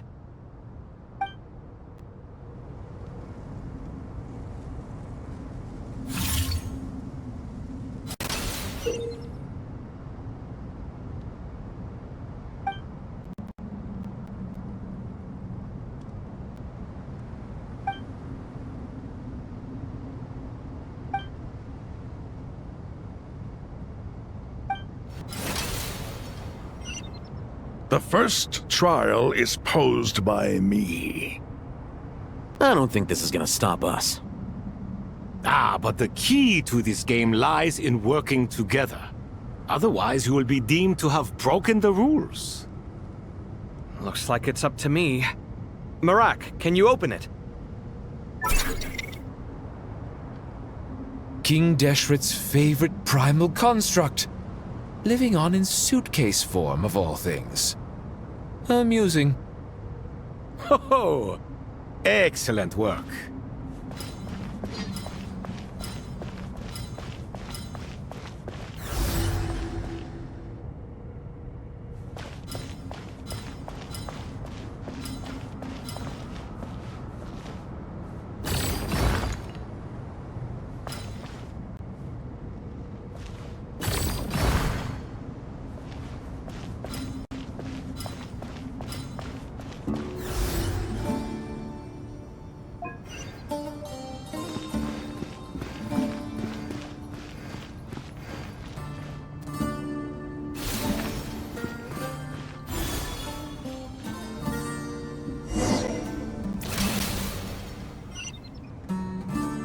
Now is the time for my trial. Now, don't be nervous. I'll make it nice and easy for you. Really? Thanks in advance. We appreciate it.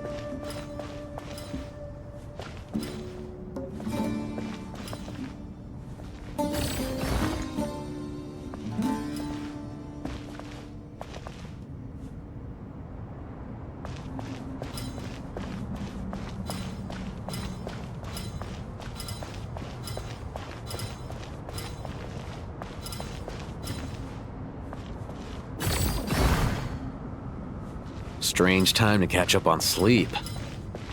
I'm not sleeping, I'm thinking! It's not that simple, you know.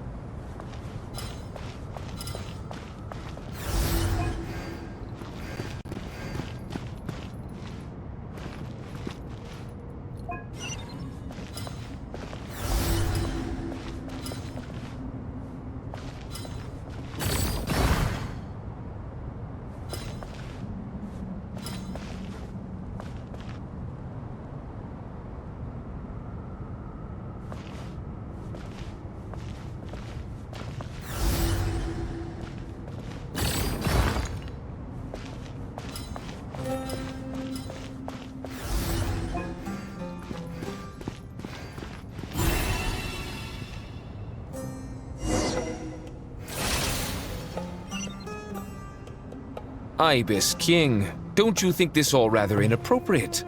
You may as well be handing them victory on a silver platter. Do not expect me to follow your lead. Ha!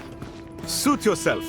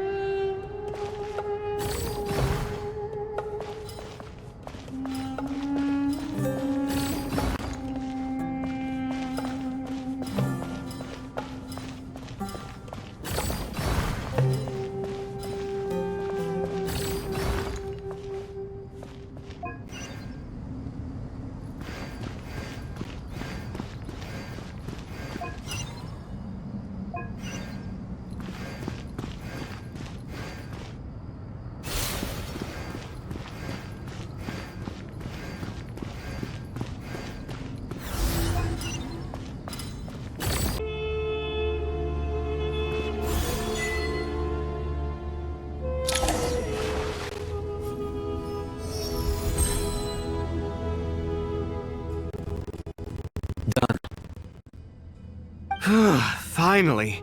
It's over. But seriously, that was incredible! Standing on the chessboard felt completely different from standing on solid ground. And also... Oh, sorry. I'll save my thoughts for later. Thanks to the three of you for helping us out with this. Is it just me, or were you giving us quite a lot of guidance along the way? We made but a humble contribution. You lived up to our expectations. Bravo! Our aid was not given for naught. In addition to the existing functions, I'd like to ask you for another favor. Since Aru's interference shield can cover the entirety of the mausoleum, it should be possible to extend its range even further. Perhaps you can find a way. So, building upon the existing functions to... Ah! I'm with you! Imagine for a moment. What would the ideal outcome look like if this function were compatible with the devices? I agree. This is the best solution possible. Please, everyone, we beg you to help us. Me, oh my! Well, since you ask so very nicely, I suppose... Goti? Kroko? What do you say? Naturally.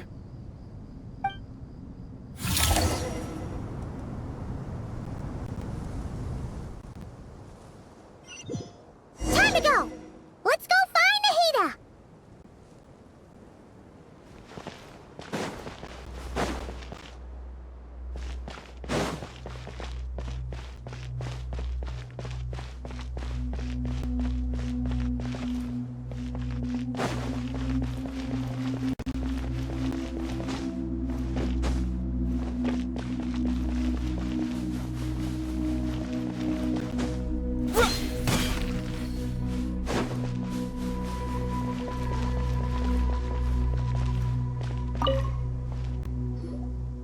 There you are. Miss Nicole truly is an angel. She shows great wisdom in guiding others, and she has already sent word to Natlan on our behalf.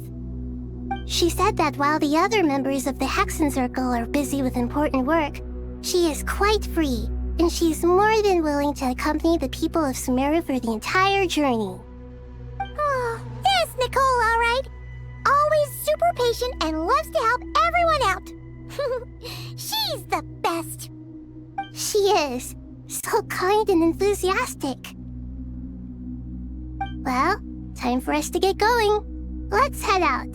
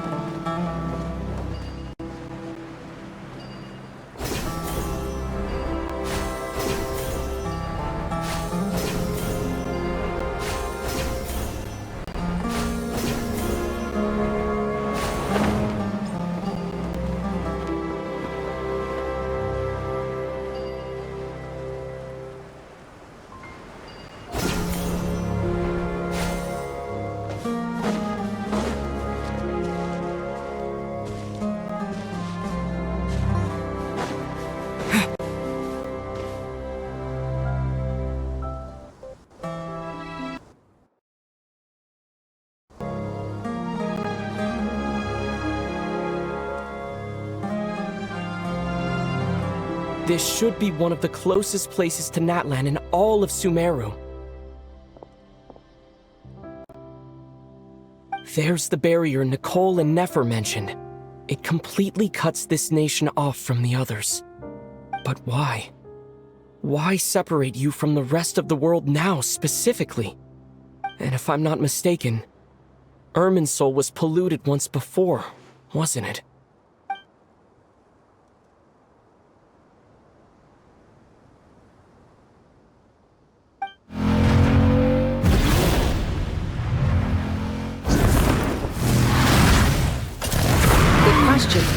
wondering the same thing myself. That voice. Mawika!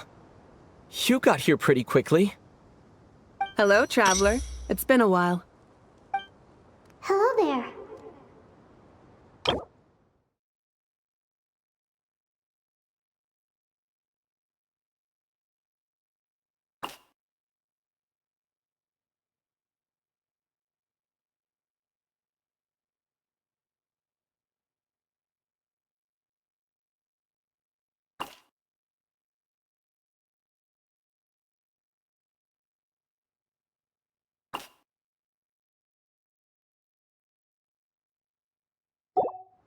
Hello, Dendro Archon.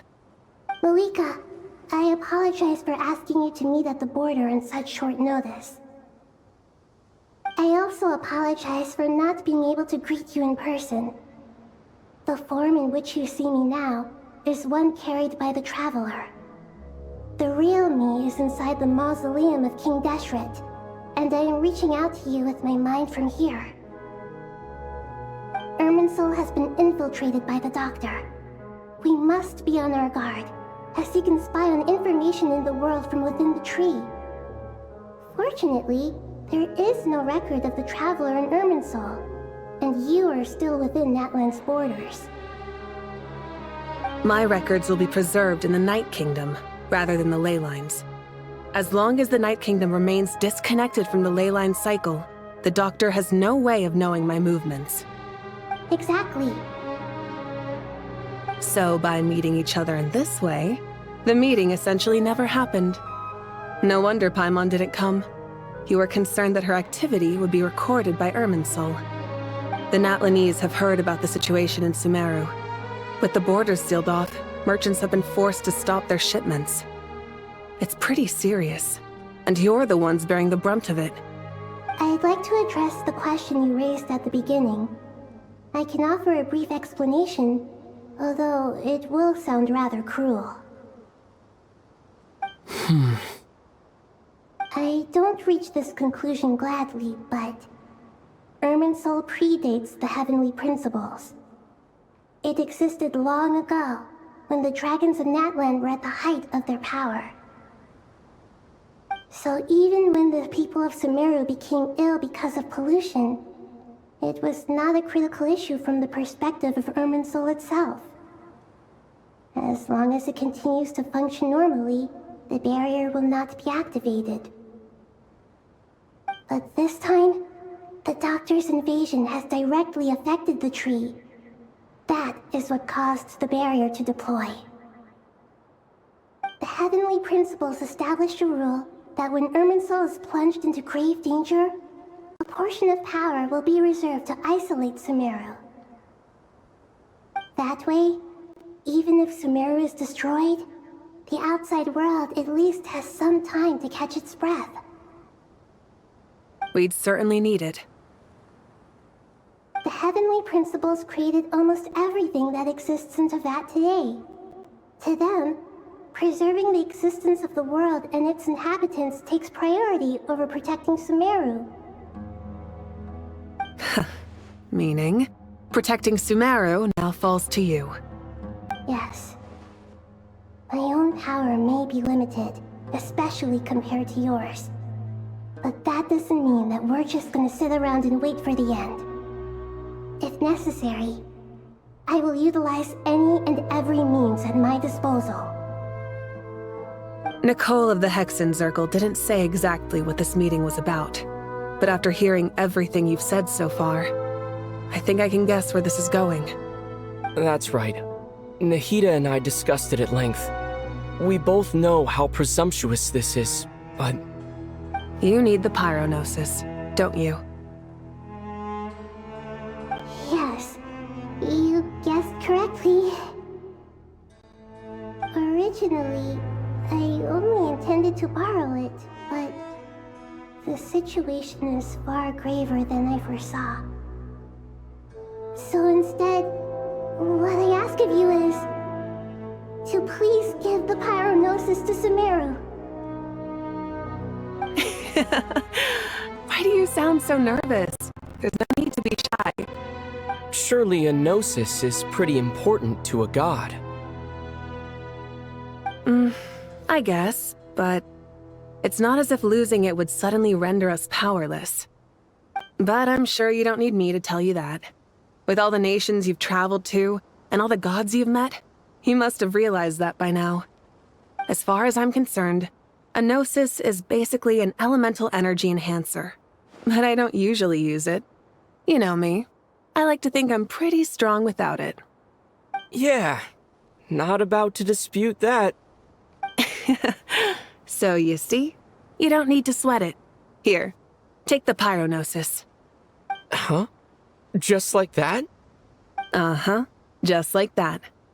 To tell the truth, I've always toyed with the idea of giving it to someone who needs it more than I do. I know you accompanied Nahida here to try and increase the chance of success. It's a good thing you did, because your involvement is one of the main reasons you've managed to persuade me. Are you sure about this? Handing over your gnosis just because of me? I won't try to quantify it, but trust me.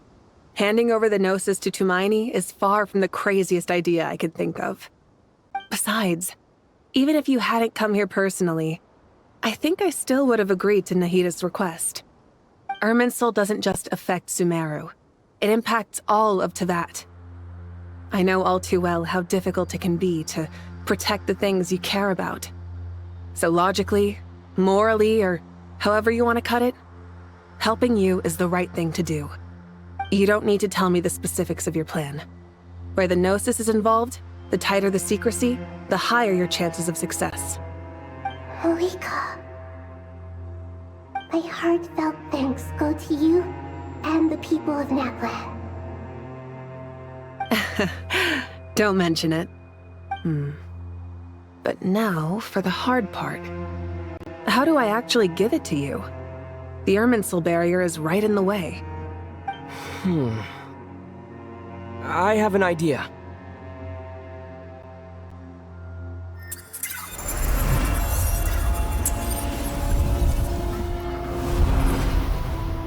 Just as I thought. Incredible. What did you do? Just made a lucky guess. This seems to happen quite a lot. Things that apply to everyone else don't seem to apply to me. I figured the same might be true here. Irminsul usually produces effects based on the records it holds. Since the Traveler is a descender, Irminsul contains no records of him, and thus has no way to impede him. Is that right? You really are full of surprises. Catch. Whoa! Thank you, Mawika. Thank you for trusting us with something so important. All right. No need to get so formal. It's not like we're strangers. Besides, there's still one problem. You might be able to pass through the barrier, but I don't know about the Gnosis. Any other surprises for us, Traveler? Let me try something. I have the Pyronosis in my hand. It feels strangely ordinary. Not particularly heavy, and yet this tiny thing symbolizes the mighty authority of a god. I need to think hard about my memories of Pyro. My memories of journeying through Natlan.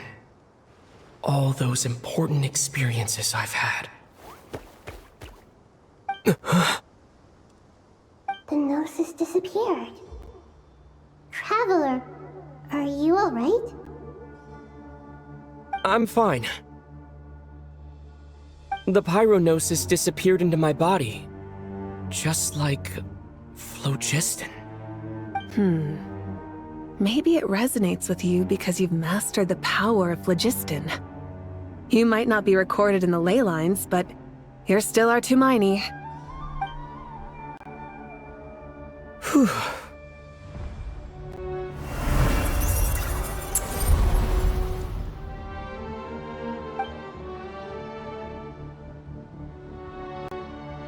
Please allow me to express my gratitude once again, Marika. pleasure. Well, I've given you all the help I can. The rest is up to you. Good luck. We won't let you down. Yeah, we aren't about to lose.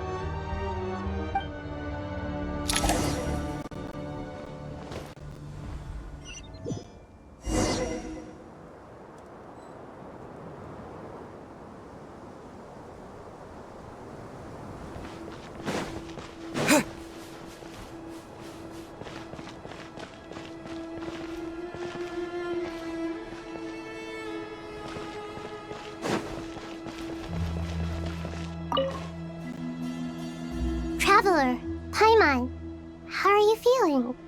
Paimon's a teensy bit nervous, but only a teeny tiny bit. Seems like she's gotten way braver over the last few years, huh? Of course. After all the adventures you've had with the Traveler, I'm sure you've gained a lot of experience and grown as a person. I'm doing all right. What about you, Nahida? How are you holding up? With the negative effects of Irminsul, I'm a bit like a piece of fruit that's been burrowed into by hungry insects and left to rot. I'd be lying if I said it was nothing. But please don't worry. We all know what we're getting into, and we've prepared as well as we can. I believe in everyone. I believe in you. And I believe in myself.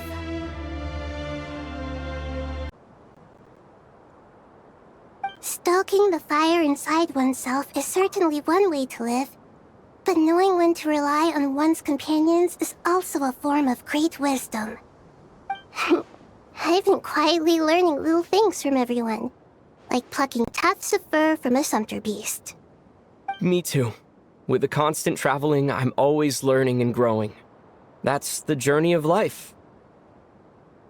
I think there's someone else here who would share that sentiment. Don't worry about what I think. I was just passing by and happened to overhear your conversation. What are you talking about, Hat Guy? This is the top floor. No one passes by the top floor. Says who? You can fly just like I can. I would have thought it makes sense to you of all people. I don't know why, but I feel a little more relaxed now. It shows that you feel comfortable laying down your burdens in our presence. It means that Sumeru is a place you can trust, where you know we have your back. And we feel exactly the same way around you. That's what it means to be friends.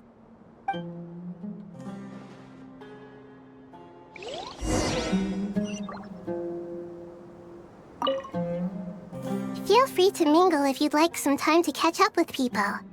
Just remember to get a good night's sleep when you're done. Tomorrow is a very important day.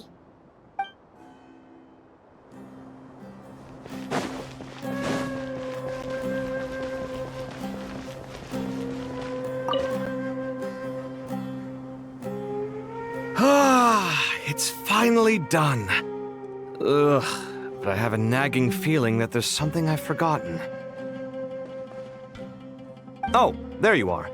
Everything wrapped up on your end?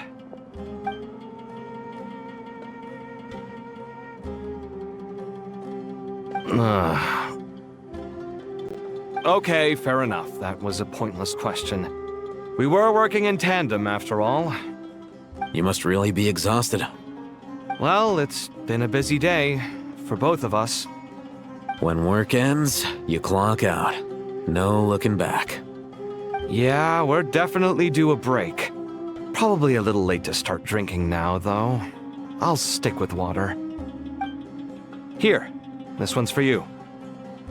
Thanks.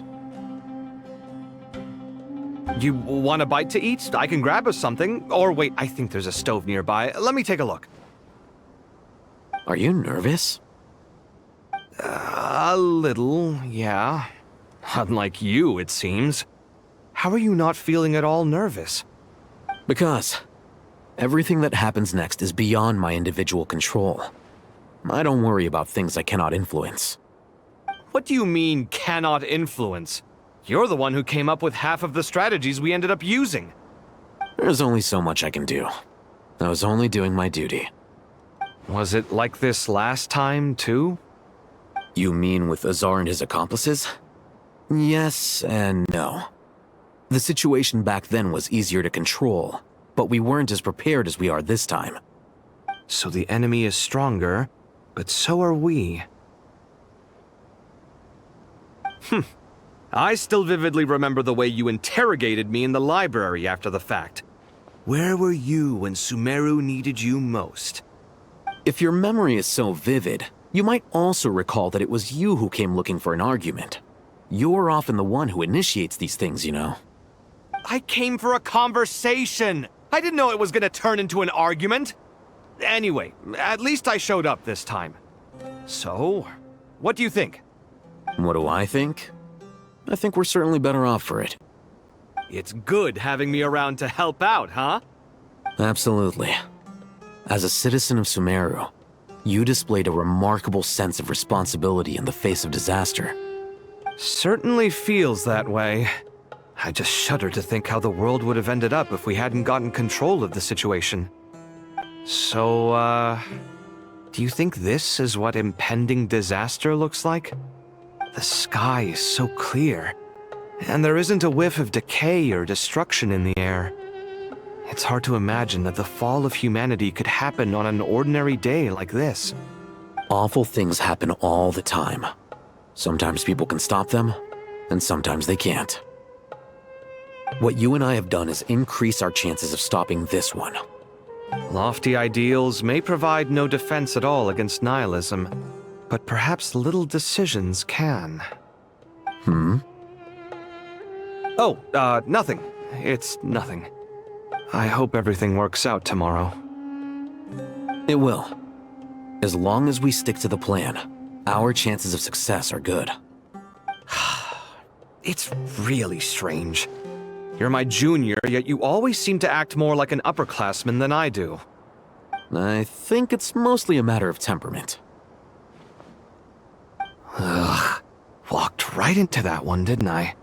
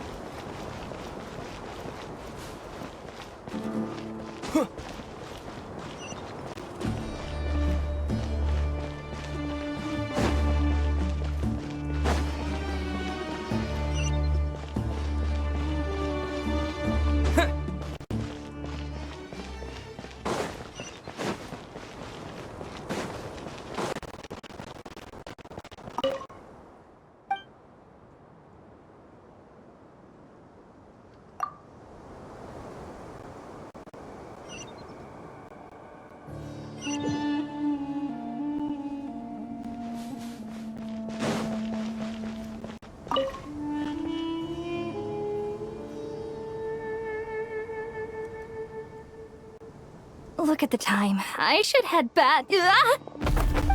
I'm so sorry. I was in a hurry and didn't look where I was going. Are you all right? I'm fine. Wait, you're... Have we met? Not exactly. I think we may have crossed paths by the house of Dana before. Oh. You're Hat Guy! From Vahumana, right? You recognize me? The clue's in the name, Mr. Hat Guy. Fair point. It's getting pretty late. What's keeping you up? I could ask you the same question. If I'm not mistaken, all the workload for the Ratawa Hisdarshan wrapped up a good while ago. Well, I have something of a background in Satyavada life, so I was helping the Dendro Archon make some preparations. But I must have lost track of time. Did you find the experience enlightening at all? Honestly, it was tedious and uneventful at first. But eventually, I think I did sense some profound truths. But they also brought a lot of suffering with them. I was told that I even shed tears while I was meditating, though I have no idea why. Sorry. I hope I'm not scaring you. Not at all. It just proves you're very accomplished in your research. Good night. I wish you all the best for tomorrow. Thank you, sir. You too.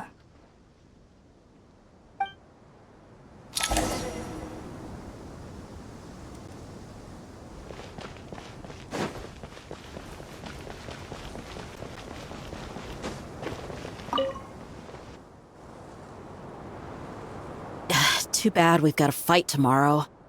I could really do with a stiff drink. Let us pray instead. Prayer. How nostalgic. Lord Sangama Bay.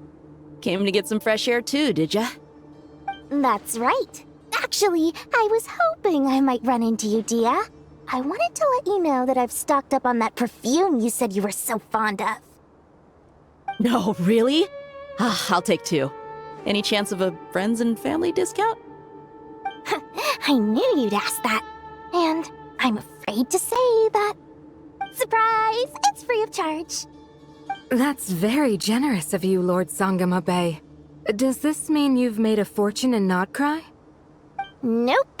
Turns out it's not that easy to turn a profit there. I even ran some assorted losses. But anyway, that has nothing to do with why I wanted to give you and Dia a small gift. Remember that merchant caravan you two rescued in the desert last month? That was transporting my goods! No way! I had no idea that was your shipment. Explains the, eclectic mix of goods, though. Lord Sangama Bay's investment in the desert and generous stockpiling of goods has helped many people over the years. The shelters you funded especially have made life a little easier for the children and the elderly. Wait, how did you know about that? Oh, I see. Nefer told you, didn't she? That pesky lady. Aren't intel brokers at least supposed to charge for divulging people's secrets? She and Candace go way back. It's normal for close friends to share things you wouldn't tell to everyone else. Sure, but why did they have to be things about me? That's how Nefer shows that she cares. She wishes for all of us to know what a generous person you truly are. It must be hard trying to make a living far away from home. Just because we can tell what kind of person you are doesn't mean everyone else can.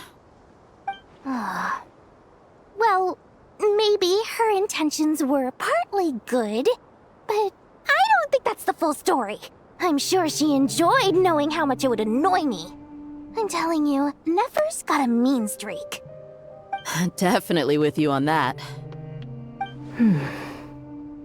Does praying help you stay calm? Defending one's home is a just cause. My heart is filled with a mix of anger and hope. Anger. You know, being able to get angry is a good thing. It shows that you're in touch with the real world, and that you have the passion to pursue something you believe in. Oh, my lady? What are you doing out here? Just taking a walk to clear my head. And look where I ended up. Were you praying just now? Yes, Miss Dunyarzad. Would you like to join us?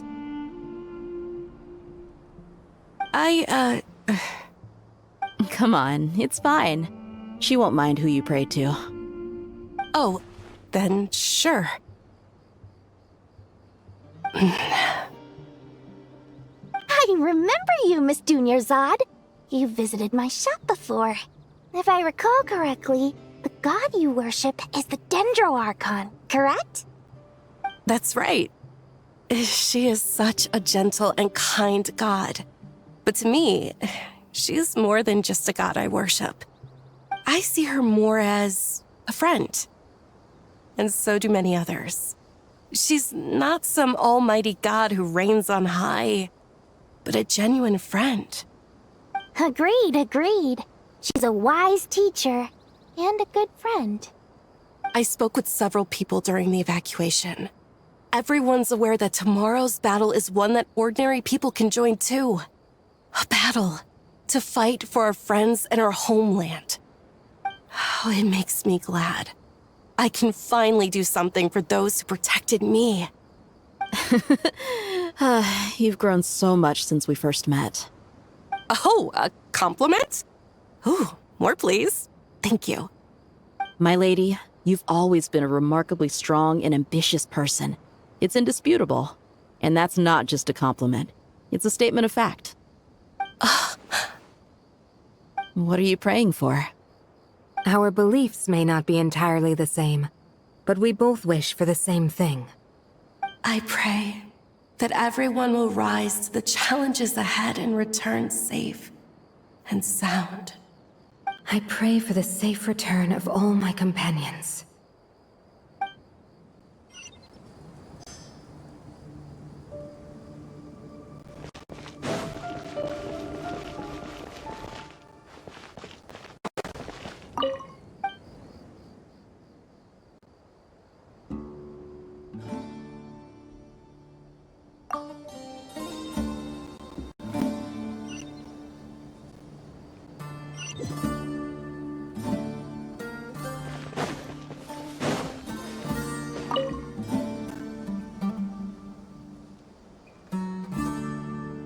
Something on your mind, Miss Nefer?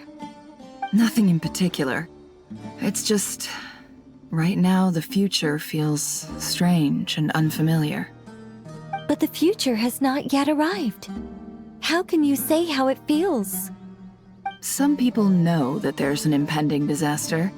Others remain blissfully unaware. Each group is imagining an entirely different future while walking towards the same one. But when they get there, they'll still find they feel differently about it. People are shaped by their circumstances. Different circumstances create people with different perspectives. I've always found the perspective of the Vahumana Darshan to be a particularly incisive one. Even at the height of the crisis in Nodcry, people held diverging opinions. But things are different this time. Indeed. Regardless of faith, gender, wealth, skin color, or eye color, everyone in Sumeru knows what will happen tomorrow. The world has never been an especially fair place. Yet now, against all odds, a moment of unprecedented unity and equality is about to take place. It's fascinating.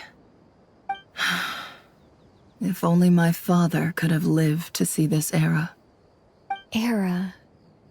To me, that term represents a much greater span of time. It can be an unsettling word.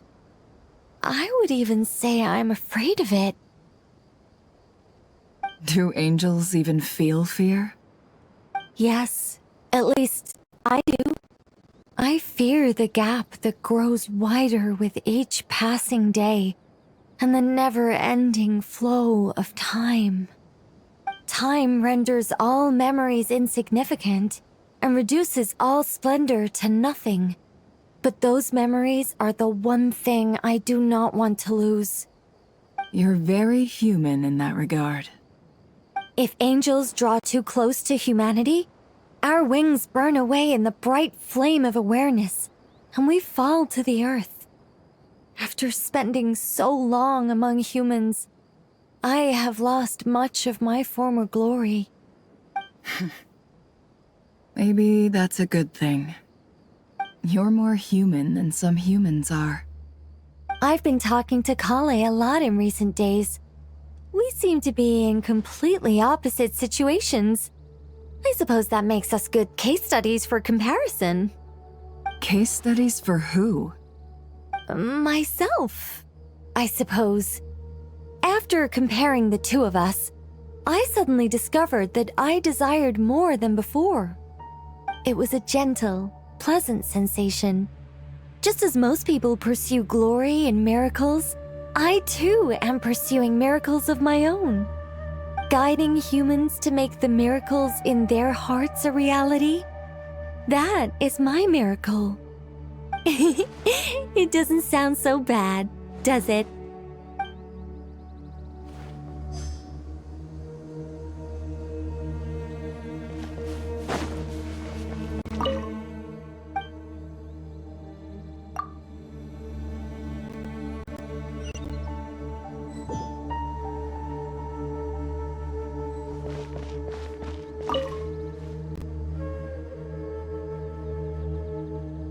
We'll make our move after sunrise tomorrow. Good. Is everything ready? As much as possible. That'll be enough. Don't let the pressure get to you. We'll take things one step at a time. That's how we've always done it. Master Tainari!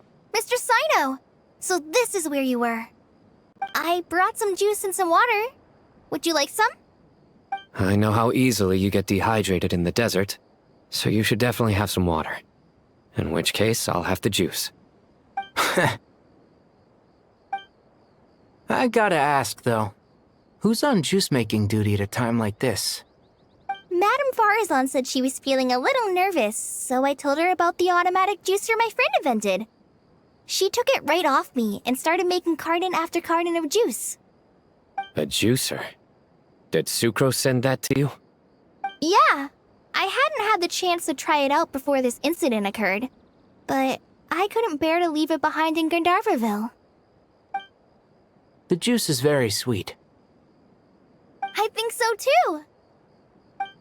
Kale, how are you feeling? Physically, I'm okay, but it just still feels strange to me. Why would a great power like this come to someone like me? I know the feeling well. That same question ran through my mind every day as a kid. At least now, you have someone who can relate to you. All the more reason that you should apply for Spontamod. Tainari fiercely opposes the idea, though. Those two things are completely unrelated. What are we all chatting about, Would anyone like any juice? Oh, you have some already. I had some earlier, ma'am. Maybe give the extra to someone else? Very well, very well. I shall be off then. There's this enormous power, and then there's little old you. You feel like there's no connection between the two. And that sense of dissonance is difficult to get used to. Yeah. But after all this time, I can't believe this stuff still gets to me sometimes. Makes me feel a little childish. Kale, just because we normally keep the conversation light doesn't mean we can't discuss deeper issues. I don't think it's childish at all. You were the victim of a terrible crime. It's normal to struggle with the fallout from it. You have absolutely nothing to be ashamed of. My professor once told me that no incident can be considered truly resolved until the victim says it's over. Your rage and your pain are completely justified. Thanks. Miss Nicole said that the same god remains which were once used to inflict so much pain upon me have now become a weapon with which I can protect everyone. It's like my own personal kind of evolution.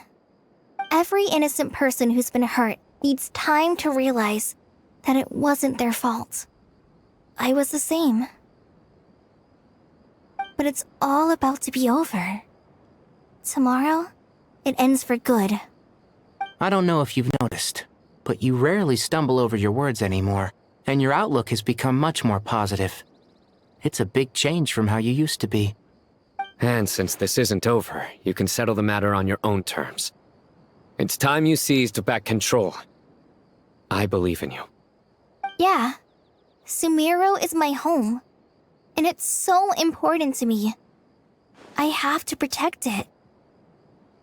No. I will protect it. And once you're done, how about you come back and apply for Spontamod?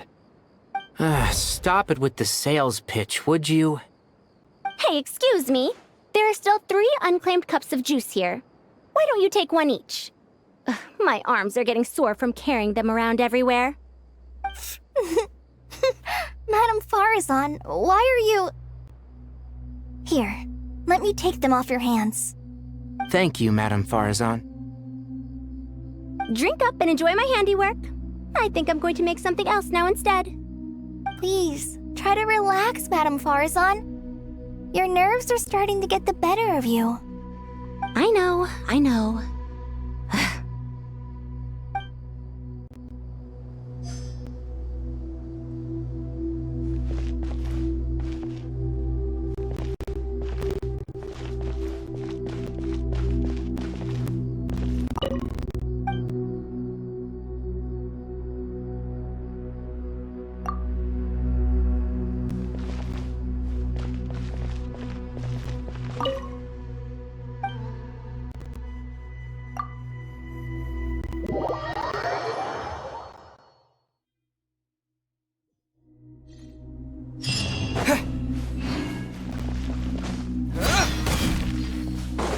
Time to go!